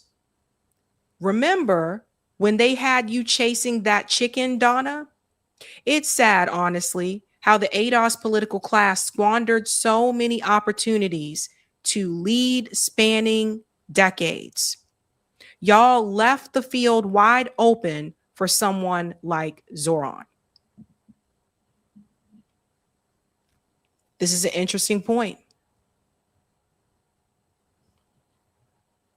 Interesting point.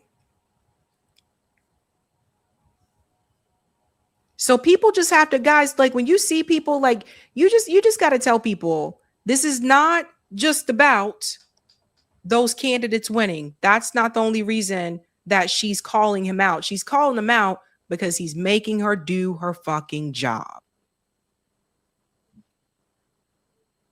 Ding, ding, ding. There you go. All right. Let's get into some of the comments here, ladies and gents. We have one more story for you. One more. Yes, we do. But I think we have some super chats we need to get to. So let's go ahead and do that. Thank you, Ira. Betting Markets has Cori Bush cooking Wesley Bell. Okay, so that same betting market also said that Adriano was going to win. So just FYI.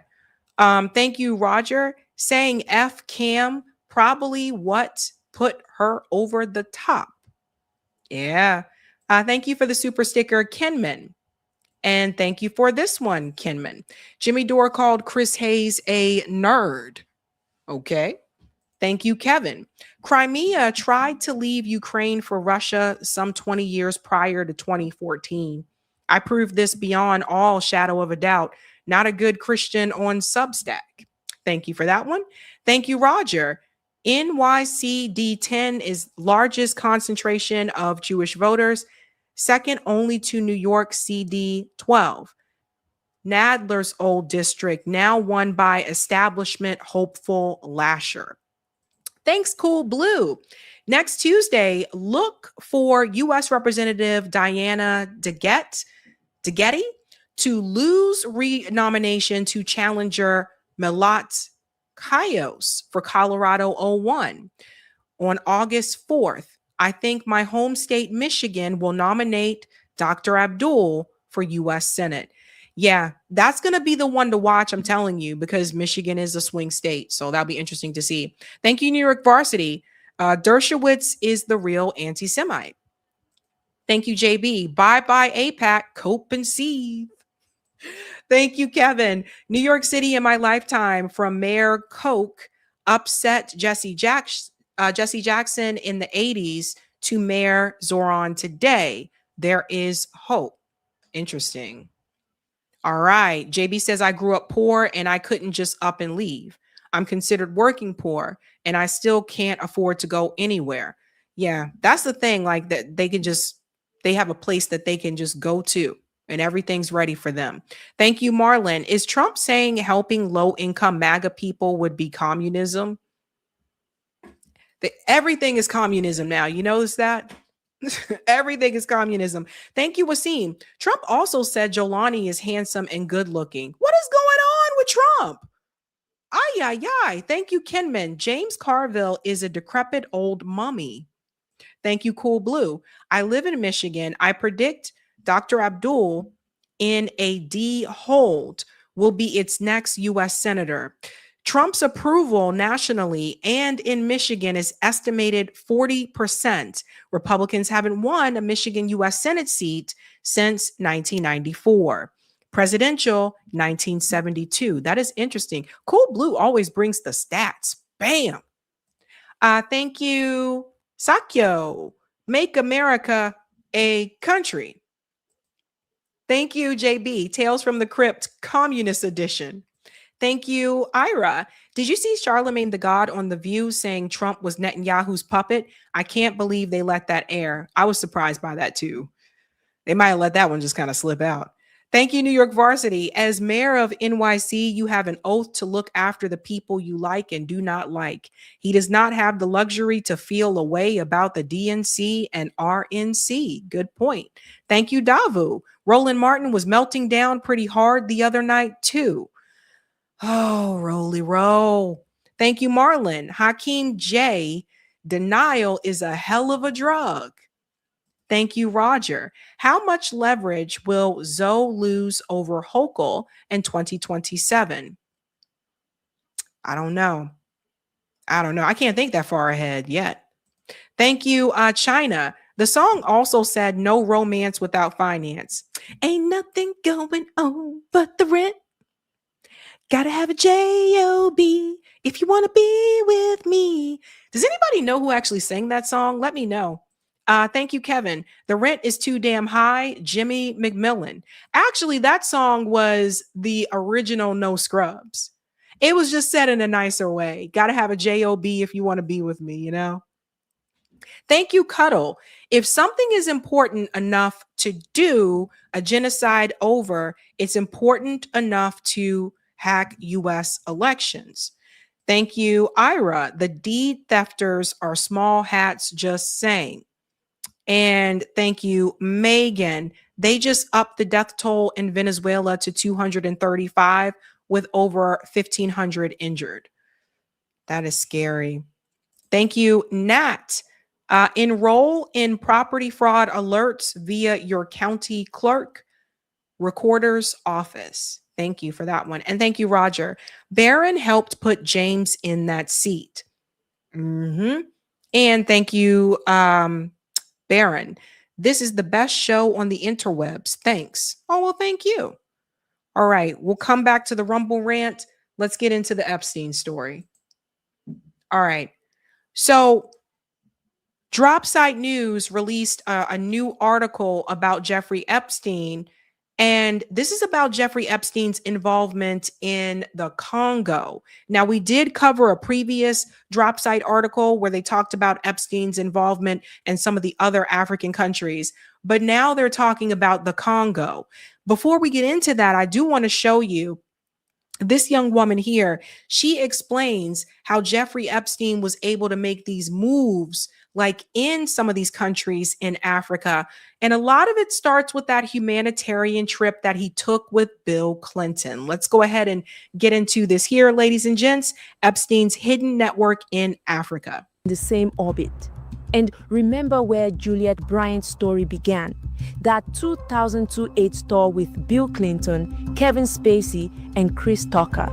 A 9-day trip to Ghana, Nigeria, Rwanda, Mozambique, and South Africa. That single tour accounted for 11 of the 26 flights Bill Clinton took on Epstein's jet. It gave Epstein credibility in 5 African capitals at once. He was now the man flying an American president to meet African leaders. So, this is really important when you see this picture of Bill Clinton with Jeffrey Epstein, because what this signifies is that, number one, she said it best, that it gave him credibility. Hold on one second. Clinton took on Epstein's jet. It gave Epstein credibility in 5 African capitals at once. He was now the man flying an American president. Okay, when you bring the US president with you to these countries, she's correct. It gave him credibility in multiple African countries at the same time. So Bill Clinton, he's answered to these pictures and he says nothing happened, yada, yada. But look who's in the, again, pay close attention to this. That means something when you show up to another country with the president of the United States of America. I still don't believe Bill Clinton's hands are clean. I don't believe, all these people say they didn't know nothing about nothing and they were just hanging out. I don't buy that. I really don't. Let's go on more here. To meet African leaders. Every door that's opened after that in Nigeria, Ivory Coast, Senegal, Kenya opened a little easier because of that trip.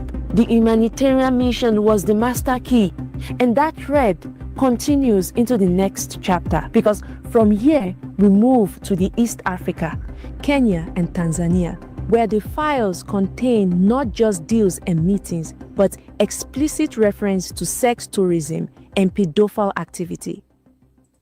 Sex tourism.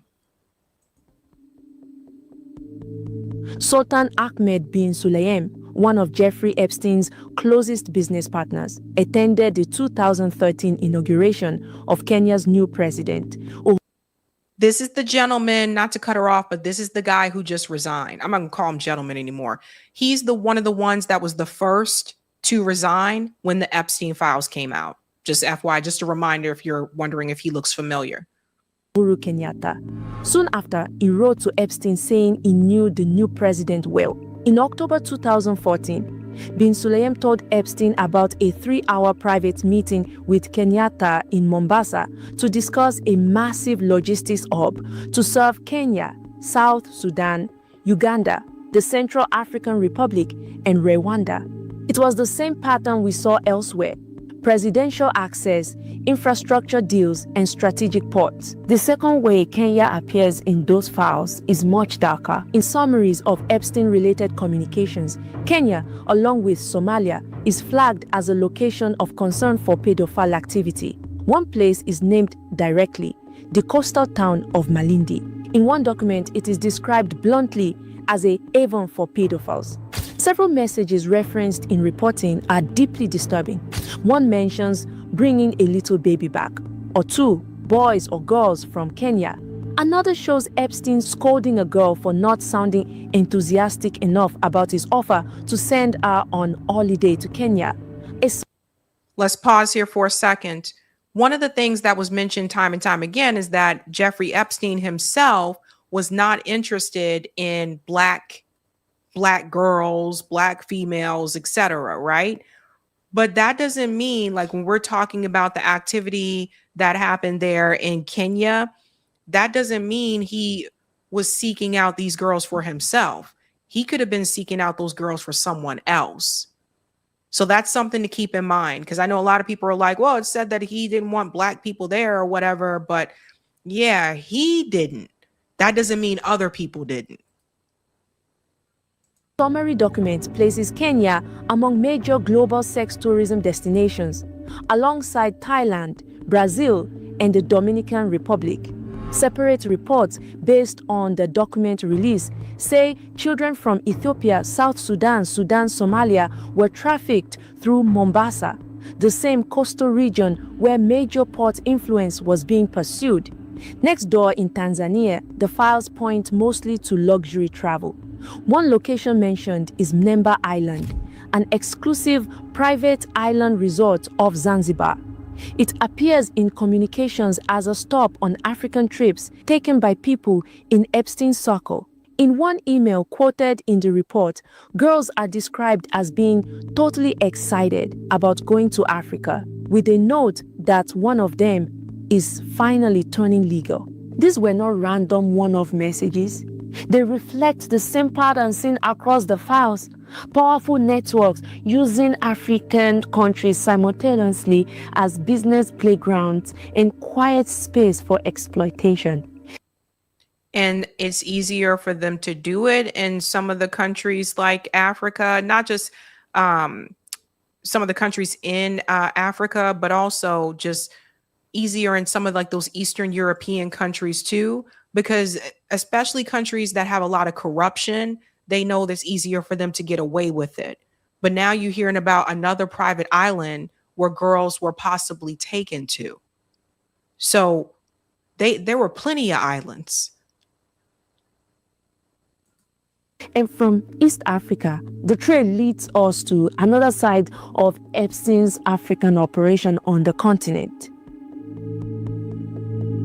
Equatorial Guinea is a story almost nobody talks about, yet it may be one of the most revealing relationships in the entire Africa file. Teodoro Nguema Obiang Mange, often called Theodorian, is the son of the country's longtime president, Teodoro Obiang Nguema Mbasogo, and today serves as vice president.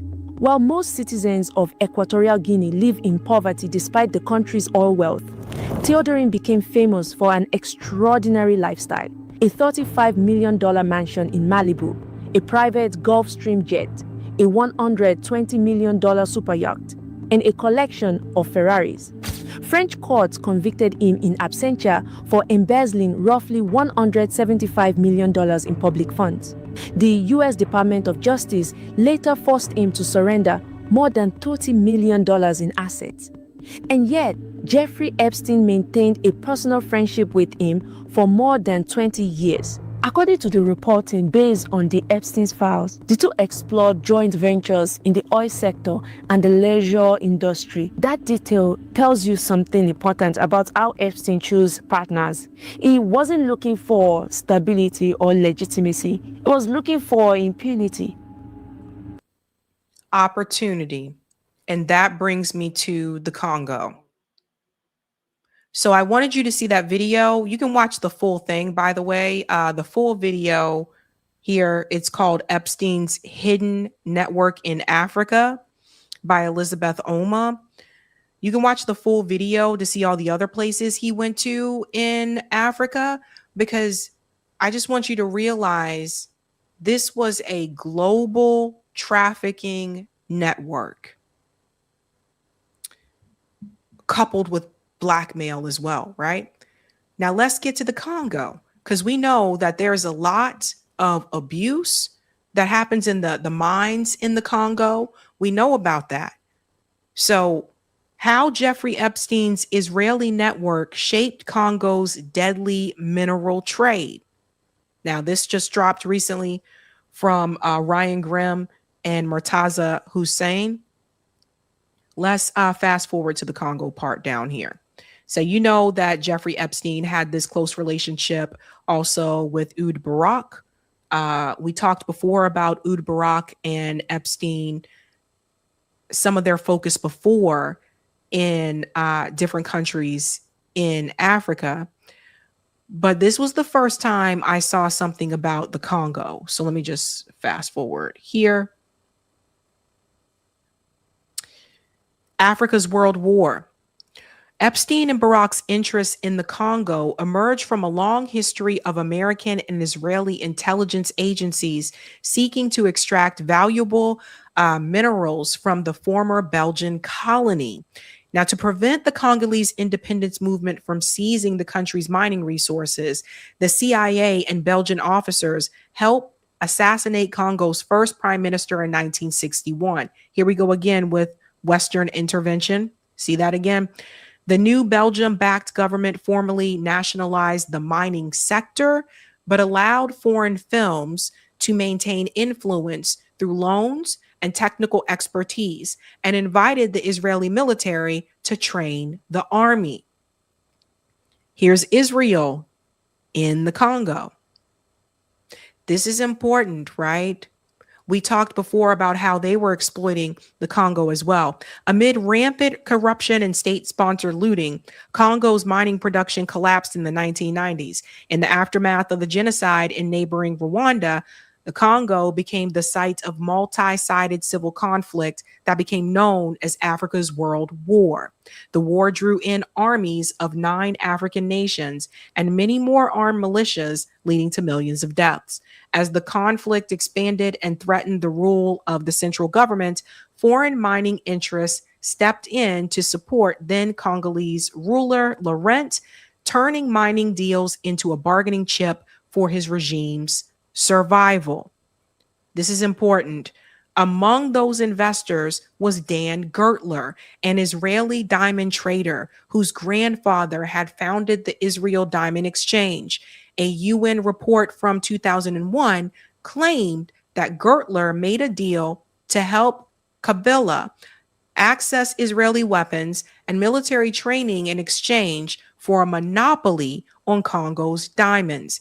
A deal based on the special ties the report said that Gertler enjoyed with some generals in the Israeli army. So this is how Israel came in to have a monopoly on the Congo's diamonds. And what I've told you before is that you have a lot of there's children working in those mines in the Congo for either little pay or no pay. Slave labor, basically, in the Congo. And it's not even just the diamonds, it's also the cobalt. That's one of the rich resources there. That's one of the resources that is used for rechargeable batteries, like our smartphones, the batteries in our smartphones, right? Now, let me fast forward to get the Epstein part here. And they talk about John Kerry. I just got to dive forward just a little bit here. Here we go. Barak and Epstein were intimately familiar with the circle of aluminum titans behind Rusal. After his retirement from Israeli government service in 2013, Barak became an advisor to Veckelsberg, and Epstein helped him leverage the relationship to engage in a back-channel diplomacy with Vladimir Putin during the Syrian civil war. Barak's business partner in Africa Ventures, Gary Fiegel, had led the aluminum unit at Glencore and served on the board of directors for Rusal after the merger. Fiegel did not respond for a request for comment, so they did reach out to him. 1 month after the sanctions landed on Deripaska, Epstein was approached by Jide, the head of Nigeria's sovereign wealth fund, about helping Glencore navigate the crisis. At the time, Glencore was making bribe payments to the Nigerian government for favorable terms on commodity deals. The Treasury's Department move against Deripaska had major consequences for Ivan Glossenberg, the Israeli South African CEO of Glencore, who was forced to resign from Rusal's board of directors. It goes on to say here, do you know Oleg Deripaska or Ivan Glasenberg? Zetlin wrote to Epstein on May 4th, 2018. Easy, Epstein replied. Epstein suggested an approved sanction structure to lift U.S. sanctions on Deripaska's companies by diluting his ownership. The oligarch would need the Treasury Department's blessing to divest, such that his ownership did not look like a straw man arrangement. If you had a meeting with the appropriate division of Treasury, Epstein replied to Zetlin, I'm sure you can structure around it. Epstein had personally advised the Treasury Department on the topic of sanctions evasion in the past, and he floated a few options that could preserve Deripaska's economic value in Rusal while satisfying the Office of Foreign Assets Control that Deripaska no longer controlled the assets, trusts, swaps, options, or debt. On May 11th, 2018, Zetlin wrote to Epstein from Zug, the location of Glencore's global headquarters in Switzerland. Good lunch today in Zug. RE, sanctions solution. Interest piqued. Epstein wrote back, no surprise, and congratulated Zetlin and said, great work. 10 days later, Zetlin sent Epstein an article about Glasenberg's predicament in the Congo. As fears mounted that Gettler's assets would be targeted and seized by regulators in the US and the UK. Unfortunately for Ivan, he finds himself in an uncomfortable place, Zetlin wrote. This is complex and requires additional digging in Washington. Epstein wrote back, warning Zetlin, this channel is not secure. Later, he explained why it would take time to untangle Deripaska's holdings. Who owns what is not simple. So far, what this shows you is just how close connections Jeffrey Epstein had with certain parts of the U.S. government. Even at that time, them reaching out to Epstein, Zetlin reaching out to Epstein saying, I need some help with the U.S. Department of blah, blah, blah. That just goes to show you, again, like I said, the U.S. government, they've been knew about Jeffrey Epstein. They've been known about him. So let me get into this part about the AI. The AI treasure map. Israeli and American security channels in Congo have matured further in recent years. A lot of people don't know about this, but again, you got to see how this all goes back to Epstein and Oud Barak's involvement there, which leads to where we are now. Felix Tshisekedi, I don't know how you pronounce his name. Sorry, Tshisekedi, whatever. Felix was sworn in as Congo's new president on January 24th, 2019. In the first peaceful transfer of power in the country's post-independence history. The election was highly contested. However, with widespread accusations of fraud and tampering and the African Union casting serious doubts on the validity of the result, foreign police reported that Kabila had reached a secret power sharing agreement with Felix to maintain behind the scenes influence over the country's legislature, cabinet, and security apparatus. Listen to this part. According to the reporting in Bloomberg, Yossi Cohen, the director of the Mossad, traveled to the Congo June 2019. He was accompanied by Gertler and he met with Felix and Kabila. Some of Felix's aides became concerned that the Mossad was helping Kabila acquire arms for a possible coup d'etat. That would be proven to be the case many times. After Cohen visited Kinshasa a second and third time in the following months with an even larger delegation, Felix ordered him to leave the country. The Guardian later reported that Kabila had agreed to support Cohen's campaign to pressure the ICC, the International Court, to drop its investigation into Israel's alleged war crimes in occupied Palestine. So, guys, this is going back This goes back, of course, before October 7th. You see how they were pressuring the ICC back then? Make sure I'm going to the right part here. Yeah, we want to fast forward just a little bit here because I want to get to the Silicon Valley part.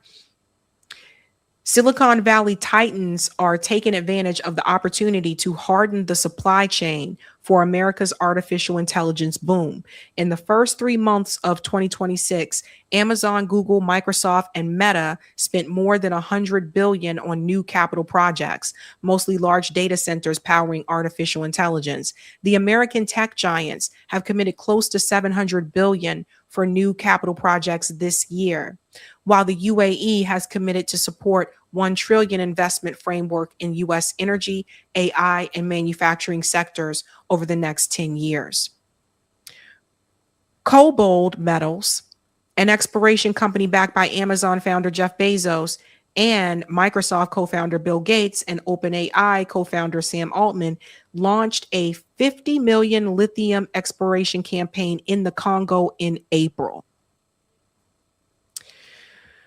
None of this is possible, I believe, without Epstein's involvement, Oud Barak's involvement in the years prior leading to this. They were planning for this for quite some time, as if the Congo didn't have enough to worry about with the worker exploitation. And now you see that they're implementing AI in the Congo. But this started years ago. So Jeffrey Epstein, again, a lot of people, they talk about Epstein and they always point to the trafficking, but they don't point to the foreign policy.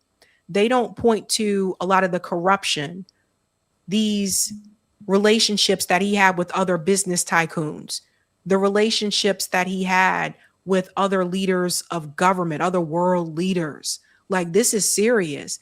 And I really do think, while there's been a lot of reporting about the trafficking, which is important, I also kind of feel like his hand in foreign policy, in weapons, because he was involved with weapons too, also artificial intelligence, this guy was not just a trafficker. His connection with Mossad, like all of this, like essentially he was intelligence.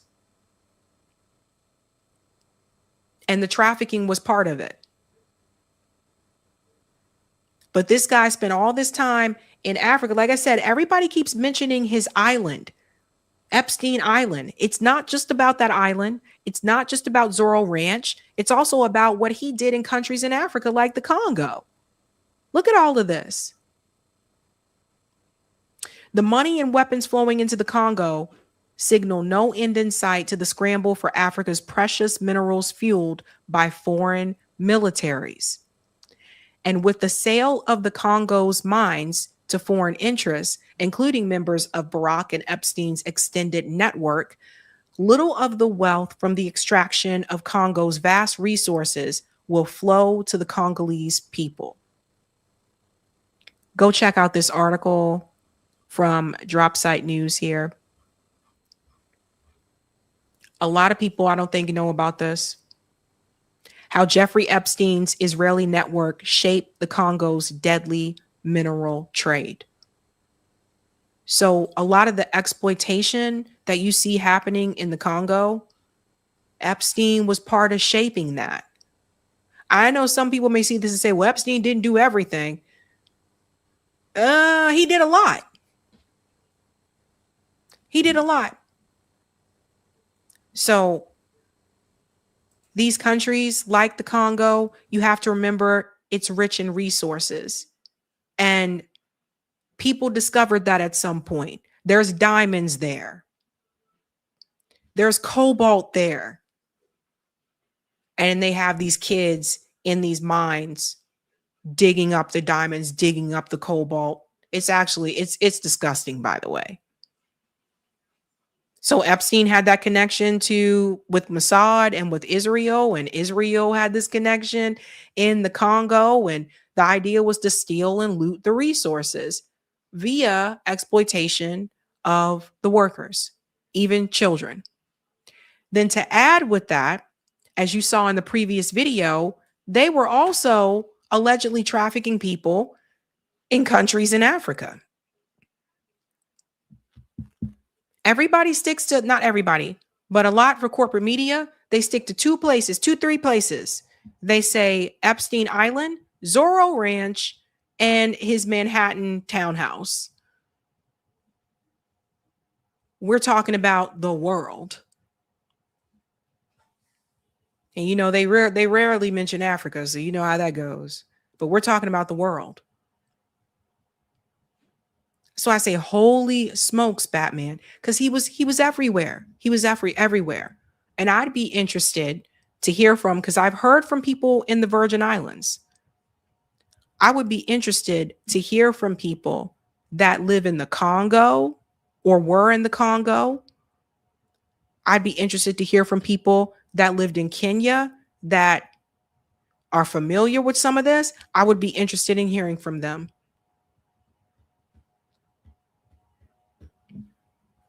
So when you look at the resources, you'll see it was more so, let's focus on the resources, let's focus on the minerals, the wealth, and the sex trafficking. That was something that was like an added layer to things. That was something he did along with those things. Crazy. Crazy stuff, man. Pass this on to people, guys. Because again, a lot of people are not talking about his involvement in Africa. All right. Guys, I have just quick announcement and then I will get going because I know I'm over my time and you guys are probably like, what the hell? But I do want to tell you, I did go to my screening for the film festival yesterday. I had a great time and they gave us little t-shirts. It's cute. It's cute. Roxbury International Film Festival. So that was fun. And I took a picture. I think this was this was after the Q&A. I took a picture. This is Marlon. He has a documentary called Red Line Narratives. He did a part 2 of that. So I took a picture with him and the moderator there as well. And I just took a picture with the sign at Hibernian Hall. It was fun. I should be back there tomorrow night. Tomorrow is the closing social for the festival. So I want to attend that and talk to some of the other filmmakers as well. And it was well received. Again, thank you, of course, to Eric and Corey. And of course, my editor, Scott Henshaw. Thank you guys so much for all your help and work with this documentary because it was a lot of work. You guys know it was a lot of work. But we had really good reception. People had really good things to say. And you know, another thing that came up during the Q&A was that this need for a broader conversation about building community and helping people. And there were people that attended that said they want to help. They want to get involved. And that's good because that was one of the goals, right? So I'm happy to hear that. And then they have the online portion for the festival next week. And then we should hear who wins awards in July. But yeah, great talent, guys. I didn't get to see any of the shorts. I wanted to see some of the shorts this year, but I couldn't with my schedule. So who knows, like maybe next year. Shorts are now a big thing at film festivals. If you guys are not aware, like there's a lot of shorts, like people like creating shorts and submitting them. Shorts, I think, have to be under 30 minutes or something like that. But there's a lot of that. And we'll see. I've submitted to other festivals as well, but I won't hear back from those for quite some time. So notification date is a lot later, but it was fun. Great experience. So I can't wait to make another film. Not right now though. Not right now, but I can't wait to make another one. I'm deciding if I want to do another documentary or if I want to do a narrative. If I do a narrative, I do have an idea in mind, but then that would also mean that I would have to hire actors, right? So it would be low budget. I would hire like maybe 3 people. This is going to be a 3 people movie. Hey, it happens. It's a real thing. But we'll see. I got some ideas rolling around in my head. So, but not this year. Not this year. But thank you guys so much for hanging out with me tonight. Eric's going to come on and close out the show, ladies and gents. We gotta show the poll. Oh, whoops. I forgot. Sorry. Let's show the poll. Did everybody take the poll? A lot of times everyone doesn't take the poll. Everybody didn't take the poll. Okay. Should Hakeem Jeffries and Chuck Schumer be concerned about their seats going forward? 85% said, hell yes, both are not safe. Okay. This poll is not even close. 7% said, hell no, both are safe. 4% said Schumer, yes, Jeffries, no. And 4% said Schumer, no, Jeffries, yes. This is funny. Yeah, it wasn't even close at all. All right. I hope Hakeem and Chuck Schumer heard that one, but that is really interesting. All right, ladies and gents, that is it for me. I'll see you live on Sunday Fun Day. There we go. You know, the Mamdani stuff is, it puts us in kind of a funny position, right? Because he's doing good stuff, and we want to encourage that and in that direction, right, for the party. And yet we also want to say, well, it's not nearly enough. It's boosting this party. It's maybe standing in the way. Like, is Mamdani and those others, are they going to endorse non-Democrats if they're better candidates? They're not going to go for a Jill Stein. So it's tricky, right?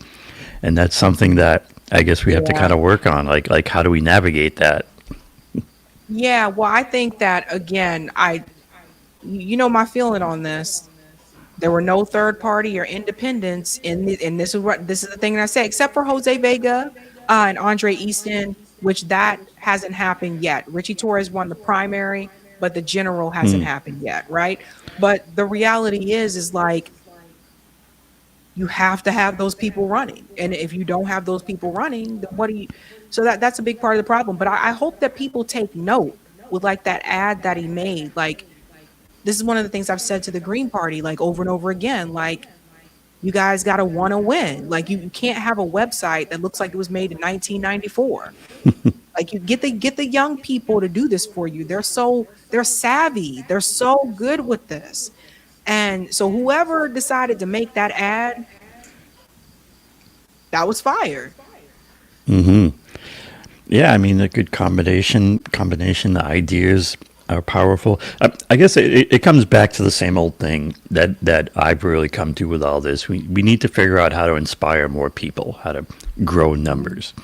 If we can get something going that has a lot of numbers, a lot of people behind, that clear set of demands, calling out that corruption, then it becomes this strong force of kind of gravity to this populist left.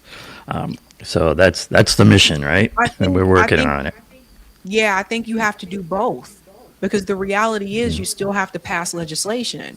And as long as the pro-Israel people are still in Congress, or not even just pro-Israel people, but the people who are not pro-billionaire. There you go. That's what I should say. The pro-billionaire, pro-trillionaire people, because they're not voting in our interests.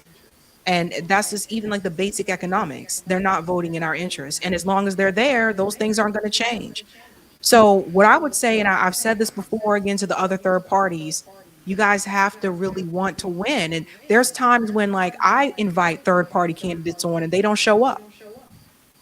A lot of people don't know this. Like what you see happen on a live stream is one thing, but there have been times, and this happened again just last week, where it's like they want to come on or I'm like asking them to come on and they don't show up. So, and then not just don't show up, but don't show up and don't say you're not coming. So that tells me you're not trying to win. Mm-hmm. Well, if we get a movement going, right, then ideally what happens is then you get a lot of people involved, and then new leaders, new good-based leaders kind of show up, arise from that. So that's the hope. Yeah. So, Yeah. And I also think it's important not to just say what someone is doing is not to just talk about the bad things that people are doing. Like when they do something positive, I think it's important to mention that, you know? So I think that's and we can important. say yes and give us more. Yeah, I mean, you need to do both. Like, don't get me wrong, you need to stay on him. You still need to stay on his ass. Like I'll tell you guys, but I'm just saying that I think it is also important to acknowledge when a win is a win and when someone does something good. And who knows? I mean, I don't know. We don't know what else he's going to do or could happen in the future. We don't know. But I kind of look at this as a blueprint. I'm sitting back and I'm watching all the things that he's doing, and I'm like, okay, why isn't Mayor Wu in Boston doing that? You see what I'm saying? So he's setting a blueprint, and now that's competition. Whether you live in New York City or not, people are going to be looking to you like, why aren't you doing these things? So it's a I think path. that's a Yep. blueprint. Cool. Yeah. All right. Yeah. So we had a good time at Rox Film Fest, and you're probably tired. You had a long day yesterday. I am. I'm tired, and All right. We'll let you call it a night, but it was a good time and well done. Yesterday was leg day too, so I'm tired. Oh, that's the main thing. I'm tired. All righty. Yeah, there is an echo. I think it's either me or you, but have a It's good probably night, on my guys. I'll setup. see you Sunday. So I turned up my mic. Okay. Bye. See ya. All right. So we're going to let Sabrina go on with her night. I'm going to do a quick show closeout here. Let's see. Here we go. All One Same mentions it there. Good. Thank you for reminding me, right? The old MCDS stands for Money, Corruption, Demands, and Solutions. And it's a way of looking at anything really and analyzing it. And with that, in fact, I'll bring up the 11 Demands site here just quickly. You know, with that, you can really get to know where things are really at. You know, it's always about the money, right? Money runs everything. Connecting to the corruption is a big part of it. With Mandami, you know, it's the yes and, right? And so what I and I think the 11 Demands collective would be saying to him is, you know, yes, but are you going to call out the corruption at the top of the Democratic Party? There's, you know, are you going to point out, you know, what AOC and Leticia James are doing, you know, how they're fake? And that's where it gets tricky. Ideally, what would happen is they'll go independent, right? They'll leave the corrupt uniparty and start something independent, and hopefully, and it's also up to us, right, to build up a movement that's strong enough that they feel that there is a kind of a safe haven for them to do that. So that's part of it. You know, the demands is the big part of it. Have clear demands, and then from those demands come the solutions. One thing I wanted to do a little review of just while I'm here that I think ties into all this is the 11 Demands, excuse me, the 11 Demands Substack article that tries to kind of introduce all of this and tie it all up, right? It was the core problem, the challenge, and the solution. And, you know, this article, it's showing the billionaires versus the people is really what that graphic kind of comes down to. And, you know, in engineering, there's a concept called a root cause analysis, where we have to dig down and determine, you know, what's the real cause, because then you can get down to the real solutions. And if you apply that root cause analysis type of thinking to our politics, you come down to this core problem. Our capitalist system pushes massive wealth and resources into the hands of a small number of billionaires, and they use those resources to corrupt the government to act in their interests, further increasing their wealth and on and on. That's the MC part of MCDS. So we always come back to, what do we do about it? What do we, the 99%, do about it? We do have to realize that the key player in all this is government. As long as our government is captured by that top 0.1% in their instruments, the mega corporations, the downward slide of degradation, destruction, Trump, it continues. Trump is a symptom of this billionaire controlled society and system. Any serious root cause analysis, leads to this conclusion. Conversely, if we had a decorrupted government, hard as that is to imagine, we need to imagine it. If we had a decorrupted government, one that was truly acting in the interests of the 99%, that government could take any number of actions that would improve the material conditions of average people. If you look at the 11 demands list, if you look at kind of items 2 through 11, you'll see what that looks like. That's trying to paint a vision of that. And it's things like a minimum standard of living, ending the wars, even down to things like public banks, democratizing the enterprise with worker co-op type things. But to get there, it always has to come back to demand number one: fix big money in politics and government. So how do we get there? And many people, sometimes people are fond of saying, the demands are nothing unless you have some kind of power to back them up. Well, that power is going to have to be us.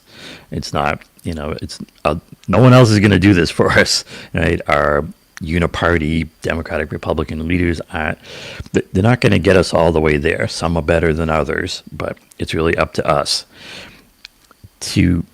and that's the challenge. How do we inspire a mass movement that is clear about what it needs and unwilling to settle for less? To gain that kind of steam, it's going to have to be a demands first movement, one that first calls out the money and corruption, but then always follows up with clear demands and solutions. That is MCDS in action. The mission of the 11 Demands Collective is to be the spark. When discussing the latest daily drama or controversy, always bring it back to this: what is our demand? There's always a connection to one of the 11 demands with any of these stories, and it always leads to the same conclusion: we must decorrupt our government. Big things are happening, and it's up to us to stop waiting for our leaders to do the right thing and be a part of the solution. And being a part of the 11 Demands Collective is being a part of that solution. And you might ask, if you haven't heard this before, what is the 11 Demands Collective? 11 Demands Collective, I think of it as a thought collective. It's a gathering of individuals who have reached the inevitable conclusion that money and corruption are the root causes that drive all other issues. Our end game is to reach a critical mass of people thinking this way and demanding an end to the corruption. A broad movement that is too big to ignore. What does it mean to be a member? There's an article about that, gets into details to join the collective. First I'll show you the list here. And we got a fair number of list. And what it comes down to is if what is in 11 demands, what I'm saying, really what the Sabby and the show are saying, if that makes sense to you in this framing, then consider signing on. And what that means to be a member of the collective, it's not about money. It's not even really organized. It's as a formal organization at this point. It's a thought collective. It's about pledging to educate people about the deep corruption in the system and how it crosses partisan and ideological lines. Identify the core problem: big money in politics and government. Call out our so-called representatives as servants of the 0.1% and demand revolutionary reforms. You also need to be describing the solutions. Luckily, it's part of 11 demands. There are real solutions in there. There are real solutions to be had. And spread the word about 11 demands and MCDS, money, corruption, demands, and solutions. Our goal is to reach a critical mass of people thinking this way and demanding an end to the corruption. A broad movement that is too big to ignore. So if that sounds good to you, you can check that out. Consider being a part of it, and of course, we're going to continue talking about it on this show. And you can find all that at the old 11demands.org. Not hard to find. All right, let's just see what we got for some super chats before we call it a night here on the old show. Let's see. We got one in the regular queue. Let's see. All right. Thanks for the super chat. Adrian Jones, who says, sadly, the people of these African countries have sold their land and their people for pennies, while other people make trillions. Unending wealth. Yeah, there's that quote that African countries, they're not poor, they are exploited. It's about settler colonialism. One of the planks in the 11 demands part, one of the items about ending the wars is to end all support to countries that engage in settler colonialism. And, we can see that in Africa, we can see that in Palestine. It's a corrupt way of operating, and it's one of the big things that needs to be fixed. Let me just see what else we had in the old queue. Thanks, Ari McCarthy. Anyways, thanks for calling out and saying I love that you call it the corruption, regardless of who's doing it, Sabby. Your beacon of light in a dark world. Thanks for that one. I thank you. Of course, Sabrina, thanks you. Calling out the corruption is, definitely a big deal, and something that's at the core of a lot of this, and it's also kind of at the core of really getting somewhere, because it's an issue that resonates with people. If you did a poll and asked people in general, like, do you think Congress in Washington D.C., do you think they're corrupt? People will answer that poll in big numbers. Yes, of course they're corrupt. So any successful movement about fixing this stuff and fixing our politics is going to have to start with that, with calling out the corruption. But then you have to follow it up with, what do you do about it? What are your specific demands? What are your solutions? So that's what the MCDS is about. But appreciate that comment. We've got a couple here on the Rumbles. Let's see. Thank you for this Rumble rant from Indy B. It says, informative show. Well, thank you. We appreciate that. And thanks for the Rumble rant. And we had one here from Hempcar, who says, Burkina Faso kicked out Bill Gates' GMO mosquito crap out of their country. Gaddafi said that the West creates viruses too, and we'll kind of let that one trail off because we have to be a little bit careful here on YouTube. But people can read that one, and thanks for that Rumble rant, the Hempcar. Let me just double check that we're clear here. Yeah, I think we are good to go and call it a night. Want to thank everyone for watching. And like Sabrina said, we'll be back at you on Sunday. On Sunday, our usual Sunday start time is 5 p.m. Eastern.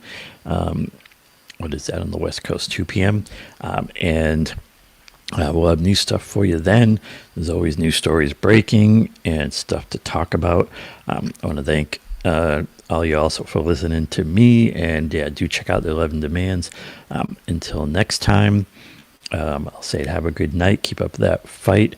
And thanks again. And peace. See ya.